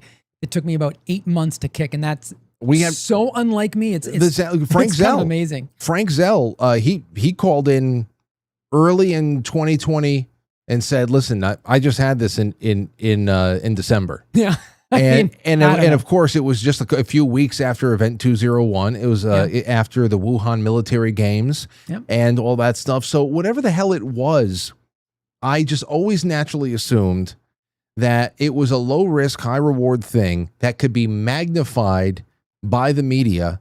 And of course, if it was something that was really very dangerous, then the death rates would show that. That's the other thing Anthony Fauci manipulated from his diary. He knew what the death rate was, and he intentionally amplified it before Congress. And let's also put out there that, the everything that people talk about with vaccines and stuff, that is a secondary, almost like a secondary and tertiary wave. Right. Because that all really started, people really started sitting around and wondering. 2021 was the year that they got a billion people to take part in this this essentially an experiment, Without a doubt. But in 2020, remember, that was the year of remdesivir. Yes. And you think of every remdesivir and putting people out, medically induced comas and ventilation. It was ventilation and remdesivir that we were seeing. Most of the people I know, or I heard about, who lost their lives, people who lost parents and everything else, they were all ventilated and they had kidney failure for some reason. Why were their organs failing and all that? And then you read into remdesivir, which is of course tied to Anthony Fauci in a way, and you start thinking about AZT again. And so I mean, that's what I'm saying. Like, people were getting sick. Some people will say, "Hey, listen, man, it's purely terrain, and this was all radioactivity and EMF and stuff like that." Whatever the hell it was, even if it was a virus, they needed to be able to compound the numbers to make it worse than it was. Okay, so I mean, again, you don't need to compile all of the flu numbers into this if there is a separate and substantial thing that's going around. You just made me think of another email from Fauci to head of the CDC, Robert Redfield, at the time, March 18th, 2020. He says, we need to link remdesivir to a much more strict protocol as opposed to hydroxychloroquine, which is an approved drug. And although it has some adverse events, we have a ton of experience with it. I am comfortable. This is Anthony Fauci talking. I am comfortable with the hydroxychloroquine plan as discussed in the Oval. In contrast, we know much less about the unapproved drug remdesivir. I have more concern about the potential toxicities of this unapproved investigational drug in the context of COVID-19, as well as the need to prove that it works before we widely distribute it. The bulk of the data that we have with remdesivir is in Ebola, where it did not have a clear benefit. We should consider leading with hydroxychloroquine in a flexible distribution protocol. So what changed, Anthony Fauci? Who greased your pockets? Because he was on the hydroxychloroquine train as well, and he had doubts about remdesivir. So this man can be bought and paid for, in my opinion, which again makes him not a scientist. No. Okay, let's take a call. 504, you're on the air. Go ahead. We'll watch the other Cary Mullis stuff on the other side. Okay. Go ahead, 504. Thanks for taking my call. It's Kelly. I wanted to let you know that that's how I found you. Somebody on a podcast mentioned that you had interviewed Judy Mikovits. No, I didn't. No, that Red Zach had Judy on a lot. That wasn't. I never got to speak with her. That was probably Red Pill 78. Well, she was the one that got in all kinds of trouble because she was trying to shut Fauci down during the AIDS stuff. It's true. It's true. I'm telling you, yeah. I mean, he went out of his way to totally get her out of the business, put her in jail, and all kinds of stuff. He did that quite a bit. Dirty SOB. Well, Kelly, thank you for bringing that up. I mean, that just brings me back. Yeah. I had it in 21. I got admitted. I was getting chemo at the time, and I wound up getting COVID as well. I got nauseous, and they went and they brought me to the emergency room, and it was a staph infection from the portacast where I got 2 doses of chemo at. So they removed that, and while I was there, I got COVID as well. I got tested positive for it, so they isolated me, and instead of remdesivir, they gave me something called Regeneron. Well, that's and I don't know if Jay heard anything about that or whatever. But, Sure. And then for my immunotherapy, they gave me something called Imfinzi. And I was so paranoid that the vaccine was going to be in the Imfinzi that they were giving me, because it was an IV dose too. Sure. So, Well, thank you yeah, for it was scary. Thanks.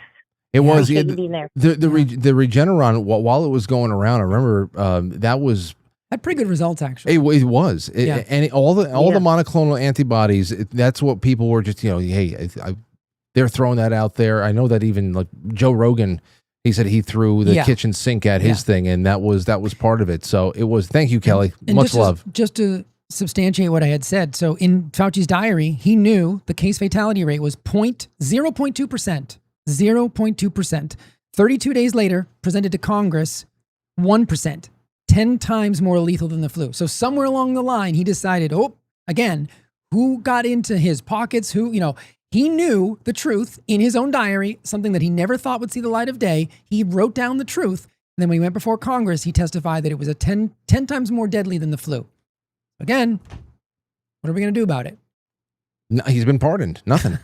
Nothing. I mean, that's all. Nothing. Yeah. That's why I say, well, okay, well, you know what? Let's just make sure that everybody has a little bit of an addendum to his personal history. Yeah, and we never put a pure bureaucrat in that position for that long, right? Because people like that can sink their teeth into all kinds of areas. I mean, he outlasted presidents, and people looked at that as you would see the members of Congress using that as a cudgel against anybody, that would move against him, because they would say, well, he's worked with every administration. Well, that's part of the problem. That's part of the problem. Yeah, that's something that doesn't go away. Motor On over there on Badlands, really awesome night to have the Badlands people along for this one. Says, Ibogaine support has fallen flat. Vets must pay for treatment. Oh, wait, what the hell happened to the, quite frankly, shit, where the happened? Hold on. I have to get into our, there we go. Shit, where the happened? Shut up, Frank.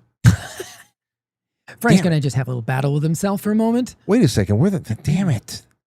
I wrote down all of the super chats from Rumble. I wrote them all down, but now I clicked out, and now I'm looking for all of the, I clicked out, and now I can't actually read what people had sent me. They disappeared. Rumble's awful when it comes to this shit. Let me get to the other super chats real quick. Where the hell? Oh, wait. It's over here. Oh. That's what happens when you have 9 screens in front of you. I know. Anner said, Frank, this is over on Quite Frankly Rumble. Anner said, Frank, I especially love your episodes with Jay, Cool Marshmallow. Rhymes with Gulinello. Jay, Cool Marshmallow. I do make some cool marshmallows. Oh, hat tip to his homemade marshmallows. You guys are so great together, but not in a gay way. Oh, well, thank you. Very nice. Jay Semo says, great show. Jay, didn't you see us commenting on all the staffers? We're totally straight. Totally straight. Jay Semo says, great show, Jay and Frank. Snack Cakes 802 says, great content. Love you both. A new follower from Rambo's show. Keep up the great hey, listen, nice. I love Joe Rambo. I love his show. He's got a great audience. And I'm glad that a couple of people actually followed me over here, because I don't know how many people I upset whenever I show up. I don't know. Is that name Snack Cakes or Snacky Cakes? I can't see it. I'm just asking. Snack Cakes. Okay. Because snacky cakes, I think, were like a South Park thing. Yeah. Snacky cakes. Yeah, I like that. I like snack cakes. Nephilim says, cheers, Frank. Cheers, Jam Boy. And cheers, chat. I'm running late for the show, but here's a little bit for the coconut fun. Thank you. And like I said, I have already entered you all in here. I've been typing furiously. Dana the Powerful says, love you, Frank, and love you, Jamuga. Oh, thank you. There you go. She's a woman, Jamuga. Well. She is. We hope. We hope she is. All right. And Jay Britt's my favorite of Frank's recurring guests. Jay Gulinello. Awesome show tonight, gents. All right. Rev says, Frank, read my Discord DM. Yes, no, that was about the after hours. Yeah. He's going to be doing that. I'm going to look forward to that on my drive home. Chris Hill says, I was once given advice by a district manager shortly before I was promoted to store manager at 22. Change your people or change your people. Simplistic, but that saying that still stuck with me today. It's true. It's a good one. UPS JJ says, and Jay is way more than a sidekick. Ah, what is that from? What Well, Oh, all these BS distractions. What's the real reason? Jay is way more than a size. No, I don't. No, we were joking about that last time, remember? Yeah, I don't do that sidekick stuff. No. But if we did get one of those Batman motorcycles, you would have to go in the sidecar. I'm not dressing as Robin. Okay, but There's no way. But you would have to go in the sidecar. Fine, but I'm not dressing as Robin. ST says, let's do Dallas Buyers Club for movie night, Oh, Frank. that's another good one. Oh, boy. Another very good one. Let's see. Matthew McConaughey was excellent in that. Tooth Fairy contribution from ST. I appreciate you. ST also says, yes, AIDS 2.0.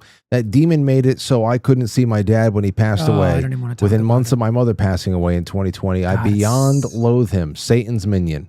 So awful. And then Shotzi says, sending a little Thursday support. And I appreciate it. Listen, for everybody who's watching for the first time, please make sure that you are subscribed, that you have the notifications on.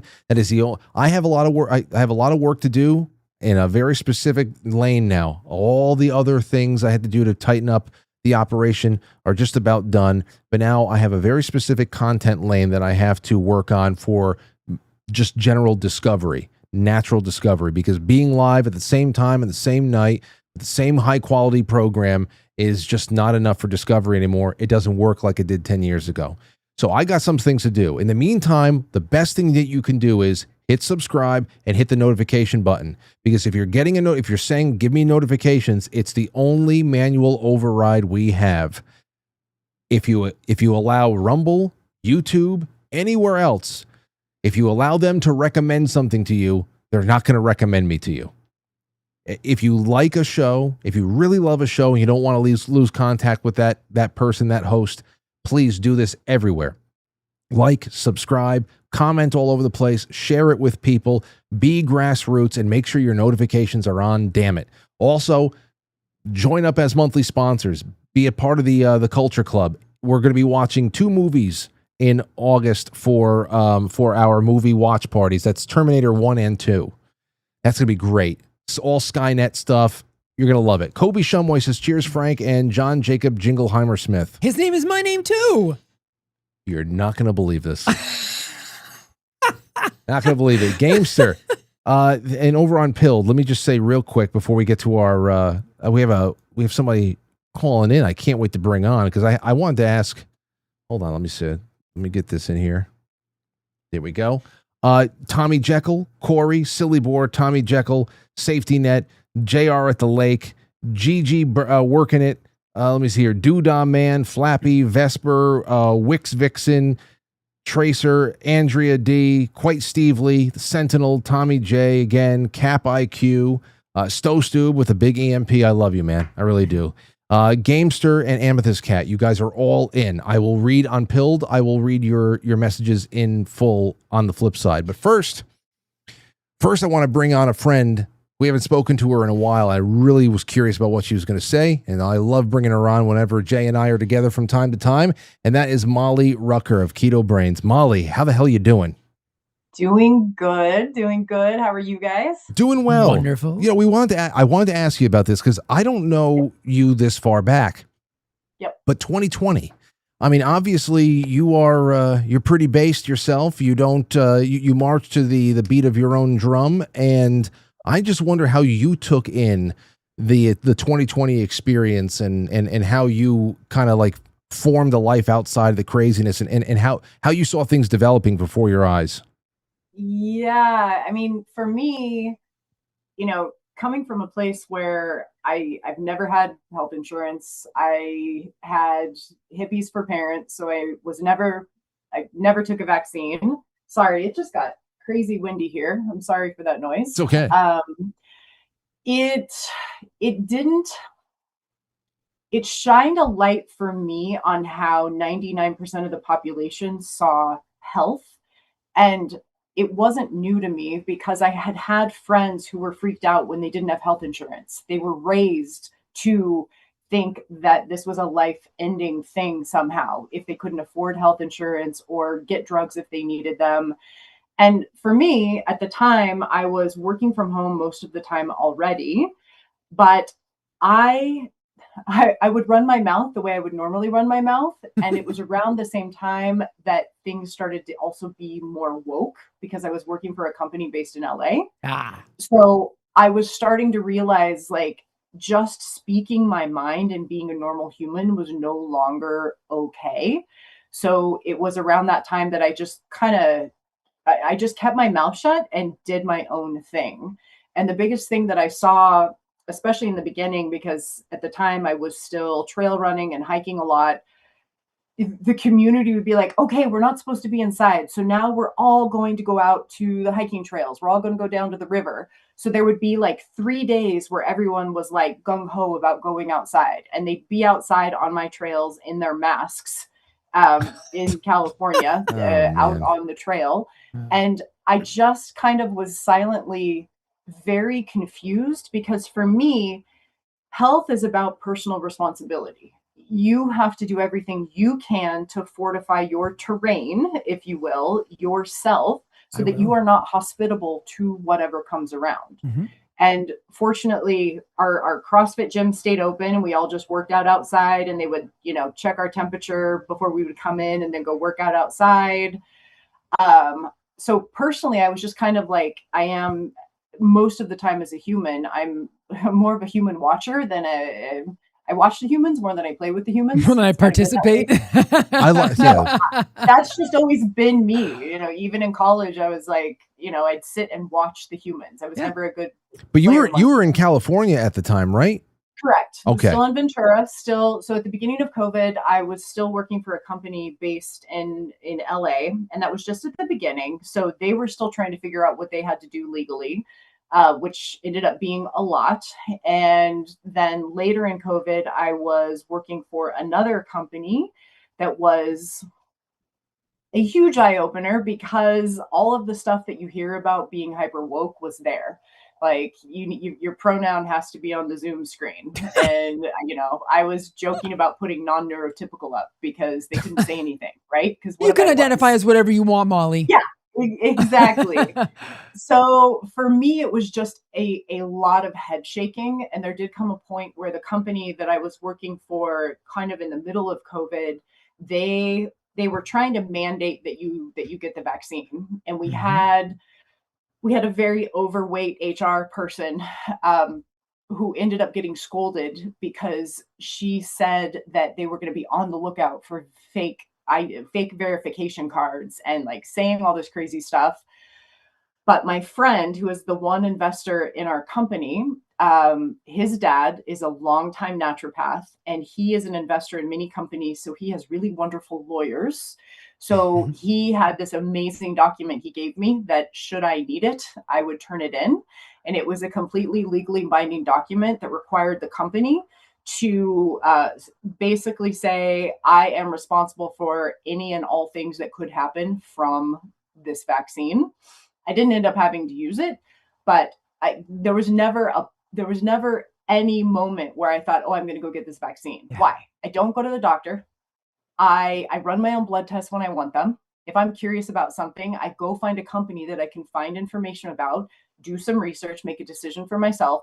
Why on earth at, what was I, 43 at that time, however old I was, why would I, for the first time in my life, go and believe in an entity outside of myself and my knowledge of what health was and go put some crazy shit in my body? No. And I watched, my brother, who was still in Santa Barbara at the time, so many people that he considered friends and wanted to still consider friends, it became very clear very quickly. I don't know how to say it. It's not intelligent versus unintelligent. It's the series of events in a human being's existence that led them to the state of fear whereby this new reality was their reality. And if you were not abiding by it, there was something wrong with you. I watched him go through that with people. And then I watched my man go through, he wasn't yet retired from government and military. He had to get vaccinated to travel. He had to go out of the country and be in a hotel in Japan for a week before doing a week of work, and then sit in a hotel again for a week before flying back. it was just, the insanity was all around me. And I'm just sitting at home working with my dogs and just watching everyone kind of be crazy. I'd go to the grocery store with headphones in and just go in really fast and pretend like no one existed. So if anyone tried to talk to me, I was just, I feel accidentally fortunate to have grown up the way I did.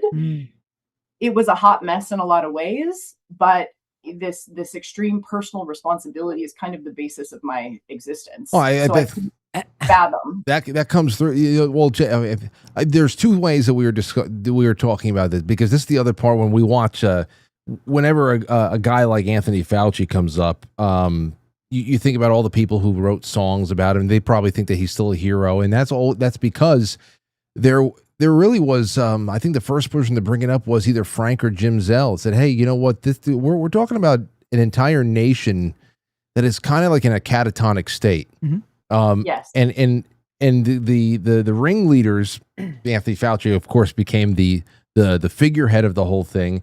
That was really just a mass trauma incident where it changed people's personalities, and they had to form a whole new personality and worldview around this precipitating event that apparently was that was it. But I think the individuals that were very susceptible to that.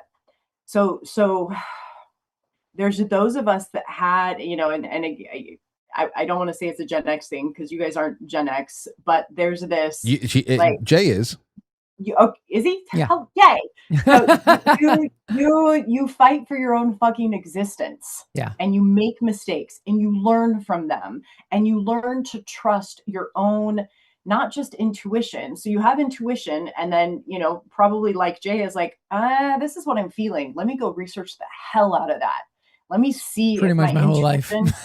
Yes. So same with me. From the time I was a kid, like the songs I loved as a kid, I'd go like look for like the meaning behind the lyrics. Like I'm completely retarded when it comes to music, but I was a lyrics person even as a child. And poetry, all of that kind of things, that kind of thing, I needed to understand. And so there's the kind of brain that's looking to understand from a perspective of knowledge that I can own and then move forward with personal decisions. And then there's people who, I personally think part of it is I had well-intended parents, but it was all kind of a hot mess. So when you don't have that solid structure, like I always think of my friends on the East Coast, and I don't know why, but there was a bunch of convention there. They came from the Catholic Church. The mom was a nurse, the dad was a cop. They grew up in convention. And so they had all of these layers of convention that were creating what they thought life was. And the more layers of convention you have around you, sometimes the better your childhood. Mom and dad are there to take care of you, help you make decisions, pay for your college, make sure you can get a house, make sure you got married, make sure they're good grandkids. That's all beautiful. But at what point did that individual have to fend for themselves and come up with a place to stand as an individual in their own head so that they could make decisions for themselves? And I don't know that there's a good or a bad, because if you grow up in that beautiful state where you had the support and the convention, you have all of these beautiful layers, do you ever start at what point were you able to fully think for yourself? Right. And you could never had to. And you could be uniquely unprepared for this obviously and hopefully once in a lifetime catastrophe that was thrust upon us. And if you remember also, we were all victim to this neuro-linguistic programming. I don't know if you remember the term. It was a term that went right up my ass when I worked at the hospital. My boss would use it all the time, and I'd be like, shut up. The new normal. Oh. This is the new normal. You remember? So we were all told this is now going to be the way. And I never missed an opportunity to say, that's not true. That's not true. Because you like me, like, what the hell is normal? Right. Well, right. Normal. So I'm not afraid of not being normal. I'm not afraid of getting kicked out of any religion or family or anything else. But I know that it's an accidental set of circumstances that my life provided me. Yeah. So that's where it's tricky, because I I'm kind of over it, but for the longest time, like I had a lot of empathy for people who I felt like were fucking up their own lives with their choices, because they had no control over their childhood up to whatever age they were making these crazy choices, just like I didn't. Right. And there's genetic components to, you know, how hard-headed you are. There's different pieces. But for me, at the end of it all, beginning, middle, and end, it was like, I'm really good at reading people to begin with, but it was like so quick.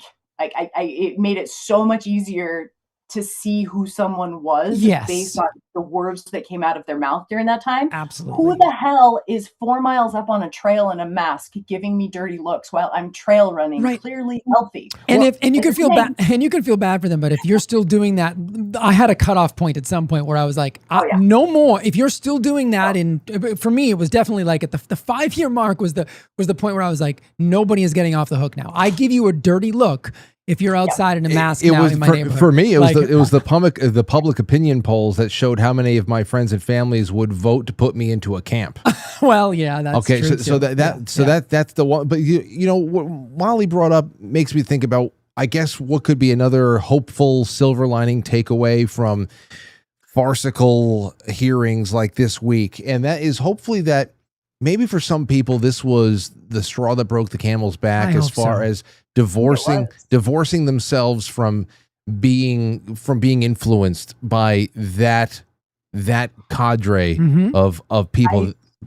I think some people, but what I think, and this, I've thought this for many years, when you have been embedded in a way of living and in a way of thought for so many years, even if you hit 25, 35, 45, 55, 65, you name it, and you start to have doubts about your entire life that you've lived up until that point, it takes an incredibly strong human to go, you know what? Yeah. I'm going to unwrap this onion and I'm going to rethink my entire adult existence. That is so hard. It's rare. Anyone who came out of this, who decided to peel back the onion of their prior existence, like, to me, that's the superhero, not the people like me who were just like, you guys are nuts from the get-go, because that's how I already live. Yes. But the people who did the hard work of going, nope, I don't care what anybody thinks. I do not feel good about this. I am going to make a decision, and I'm going to take in new information, and I'm going to sit here knowing that my decisions for all these years maybe were influenced by the wrong things. Because to me, that's heroic. That's difficult. And there's something to be said for also having the courage of your convictions and dealing with the fallout. If you make a decision that's incorrect, saying, hey, I'll bear the brunt of that. And that is not something that we teach people anymore. That is not a virtue that is, held up in society. Thing. I completely agree. Thing. I completely agree. Jay, I can't tell you how many women I turned on to soy. Do you know how bad I feel about that? Okay. But right. So I know cardiologists who spend their entire life telling you that LDL is the devil, right? And they refuse, even in their own, when they're in their own fourth stenting procedure, despite the fact that their LDL is 28, they refuse to shift their perspective because of all the people that they told LDL was the devil. And that is a sign of weakness. And so it's interesting because soy. To be fair, I was like 18. This was multiple lifetimes ago.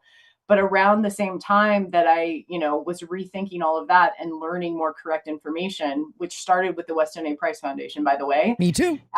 And yeah, it was huge. But I was also introduced to a book by, his name is Dr. Sinatra. And he was a cardiologist and a cardiac surgeon who just basically what he talked about in the book is this revolving door of patients. They come in, they need a stent. They clear it up, but they end up back in for something else. And he had an East Indian colleague who kept just leaving studies on his desk on D-ribose, on CoQ10, on acetylcarnitine, on all of these different things. And he finally stopped and read them. And he basically said his clinic went away because he put his patients on, he put his people on this suite of, it's basically a stroke victim protocol. instead of just immediately going to surgery. And he Mhm. didn't have this revolving door anymore. And like, so I was like realizing That's a problem for some people. Well, I was going to say, have you ever heard of Dwight Lundell, Dr. Dwight Lundell? He did the same thing. And he lost his medical license because he was tired of cutting people open and fixing them. So he opened a weight loss clinic, put them on, relatively speaking, lower carbohydrate diets, just whole food diets, reversed heart disease, and then they took his medical license, which is, ironic. The same as the guy in Australia whose name I can never remember. But You are thinking of Gary Fettke? He tried to go up against the processed cereal industry there because he was a surgeon that was chopping off limbs of diabetic Gary patients. Fettke. Yep, Gary Fettke. Yeah. Yep. It's again, it takes a very strong person, someone who doesn't give a shit what anybody thinks about them, to stand up and say what they're thinking. Yeah. And it's, those people get, to me, like, that's the difficult thing to do. I'm not looking to be a martyr or a voice for the population. If you ask me a question, it's your fault, because what you're going to get, if you ask, I'm going to tell you. I say that. But otherwise, like, I'm going to keep my mouth shut. Like, I'm not out here spouting shit. You got to ask a question. Well, I think it's also, I mean, pride, human pride, that can get in the way of people in every level. But I think where it becomes exceptionally hard for anybody to rethink what they're a part of and how many people they led astray, even if they had completely good intentions and they just led people astray and they realize it down the line. It's really hard for people to turn back and be really forthright about that because of how centralized so much is. Now, obviously, if you're, for example, like, if an idea is not a good one and somebody does it and they take on a risk in the stock market and they destroy their own personal fortune, perhaps it gets around town, you're a little bit embarrassed, but at least you're not destroying everybody else along the way. Everybody, there is so much less emphasis on informed consent. There's so much less emphasis on researching and dialectic and talk and all that other stuff, and it's more so just sacrifice your personal ability to read and ask questions and just hand over everything to the expert. And now we are it's the tyranny of the experts, as some people have called it. And it's very hard at that point, for anybody to turn around, because they can't, unless Anthony Fauci comes out and says, I was wrong and we got it wrong. People are waiting for somebody to give them permission to change their mind. And by the way, that's also the mark how you can tell someone is not a real scientist, because any real scientist, anyone who's ever done anything in the scientific field, has been wrong and understands that being wrong is actually a positive because it helps you move forward. Those are words I have never heard. And he has said a lot of shit in the last 6 years. Never heard him say, I was wrong about this. And that would be such a breath of fresh air. The death toll is too high, though. Right. It's too much. But I think he's incapable anyway, because now we see what kind of narcissist he actually is. So. Hey, Molly, at that time, I know, obviously, I didn't get turned on to Keto Brainz, and then, of course, everything else that you're producing and have developed since then, since like 2023. That's 3 years after the fact. What did you do? Because I know I kind of formulated my own personal household protocols with Jay, with these zinc tablets and everything else, and quercetin and everything. I had everything in line. What kind of protocols did you make for yourself around that time? I'm curious. Well, I was super keto when it hit. So number one, I never got it. If I did, I had no symptoms. Low inflammation. Zero. So I was super keto at the time. Also, at the beginning, I was a buyer for a supplement department for a chain. So I knew everything that everyone would want. So if I was to put together a protocol, I didn't take a lot because I didn't see any need to do a whole lot different than I was already doing. Right. But beta-glucan, active hexose correlated compound. So active hexose, good one. AHCC comes out of Japan. It is an amazing product for tripling killer cell activity. Beta-glucans, cheaper, also increase killer cell activity. Obviously, high quality echinacea based on, not echinacea, well, echinacea, yes, because people wanted it. Zinc gluconate, as long as we could get our hands on it, because as a buyer, I was buying from multiple stores. Everybody was buying everything up. So we were just trying to get anything we could. Elderberry, quality elderberry for the antiviral properties. Medicinal mushrooms of all kinds, ketones. There was research on exogenous ketones and endogenous ketones and how your body then responded to an assault. You know, for me, it's again, why would I change anything if I never already got sick? Good. That was kind of where I was at. I'm glad I asked. Yeah, the only time I ever felt kind of sick was we were opening new stores during the beginning of COVID. So that meant me 16 to 18 hours with the construction crew building out these supplement departments in a freaking mask. So I would feel horrible at the end of the day because I had been breathing in this mask. But the only time I felt bad was the days that I had to wear a mask at these new sites where we were building out stores. Agreed. I used to have to wear those. Well, the first day I went into the hospital, they gave us those plastic crappy, surgical masks. I had a headache by the end of the day. So I went out and I bought a hemp mask, and that was great. Right. Until the hospital was like, oh, but that's not good enough. I'm like, wait. So let me get this straight. Now, I'm going to mask for you assholes, but that's not, but my hemp mask is not good enough because I was getting a headache every time I wore that stupid mask. It's unbelievable. And that's like, I had zero there for me, just the industry that I've lived in since I was 18, like, my path again, fat kid, obese teenager, 10 years of anorexia, which is now 30 or more years ago. Like my whole path was, how do I find optimal health? Right. What is it? How do I find it? How do I feel good all the time? How do I this? How do I that? So, for me, it was just like my cupboard was already full of all the things. But when people would come in and they'd want the protocol, it would be, when possible, the zinc gluconate lozenges, the quercetin, which has been around forever, even though people only now know about it because of COVID, but we did quercetin for people forever. The medicinal mushrooms, either in whole form with a certain percentage of polysaccharide or the AHCC and the beta glucans to keep the immune system up.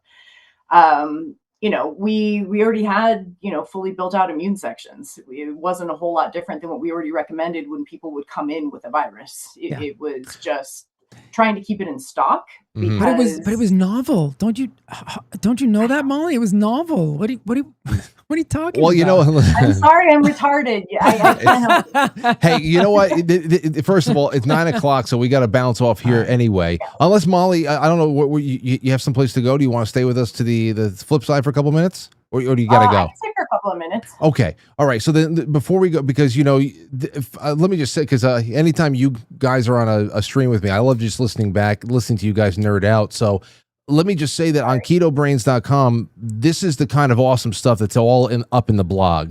You put out great blogs. There's so much information. Molly is also very accessible. She's a Frankly now. She's just always watching. So reach out there if you ever want to ask questions or anything. And most importantly, by the time this show goes live again on Monday, the July special 250th celebration, it will be done. So So anything, I mean, a massive $2,500 prize package. There's also going to be 4 other runner-ups you're going to be giving away. That is going to be this travel package with all of the Keto Brainz nootropics. But I mean, just give everybody a reason to go to ketobrainz.com and just put something in the cart this weekend.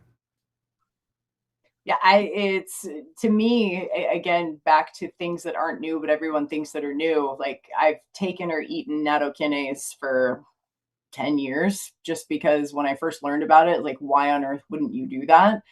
And, anyone I know who has been vaccinated, I've got them on like 2 to 4 pills a day or more. I'm doing 3 a day.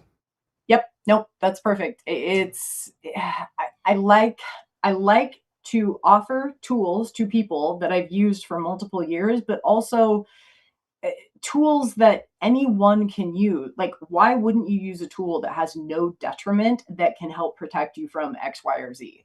And those are the kind of things that we like to try to offer. It's just, I don't know.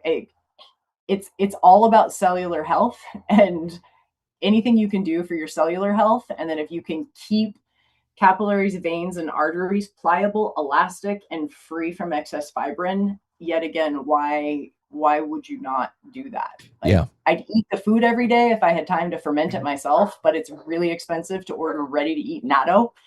And I love it. I've grown to love it, but I don't have the time or money to be spending $70 for 10 little containers. You know what? I've got a question for you on the flip side about that and how it's taken in and processed and all that. I meant to ask both you guys about this. So ketobrainz.com, use promo code July or any active, quite frankly, code, especially if you're a monthly subscriber. Use your code. You know what it is. And you will be in the running for a wonderful prize package. And even if you don't win, it doesn't matter. That's part of my health stack. Every day, it's the creamer. I put it in anything I can work it into. The nattokinase at night for circulatory support of all kinds. And there's an electrolyte pack I can't talk about right now that I really love. That's the third part of my. Frustrating. They're working on it, and it just. Like, I'm just not a fan of the law and lawyers. Like, well, I'm fine with, I'm not going to break the law, but like the kind of lawyering that goes on in these scenarios, I'm just like, why? You have two sets of good quality humans creating quality product in different countries, and you're going to fucking argue about it? Like, why? Yeah. Anyway, Sorry. I get it. I get you. So you know what? Real quick, let me run out a winner here. Hold on. Nakey Lamb and Lindsay Thomas just threw in a great episode tonight. Frank, thanks, and Jay, thank you, Lindsay Thomas. Nakey Lamb says, from the beginning when they closed schools for 2 weeks, I never trusted the whole damn thing. Hi, Frank and Jay. So let me put Nakey and Lindsay in there. Hold on. Nakey Lamb, Lindsay Thomas. There's always some. I love the screen names. I know, and they then really make me laugh. Over on Pilled is Moriarty and Code Blue. Free thinking is less nowadays. Yeah, so let me get those in, and then I'm pulling out a name. Here we go. Moriarty and Code Blue. Okay, so who is winning? The 4 woodworked, quite frankly, coasters with a beautiful felt bottom, and of course, copper and silver. Just one prize this week, and here we go. Jay, you want to give me a... There you go. And the winner is again. Wix Vixen. Wix Vixen. It didn't take Wix Vixen. That's a new one. Yeah, I'm not totally familiar with that screen name. Wix Vixen. Right. I don't even know which chat room that came from. I think I read that off tonight. But Wix Vixen, that's a new winner. Get in touch with me, Frank at quitefrankly.tv. Congratulations. I'm even going to throw in, I have a couple of Keto Brainz sample packs over here.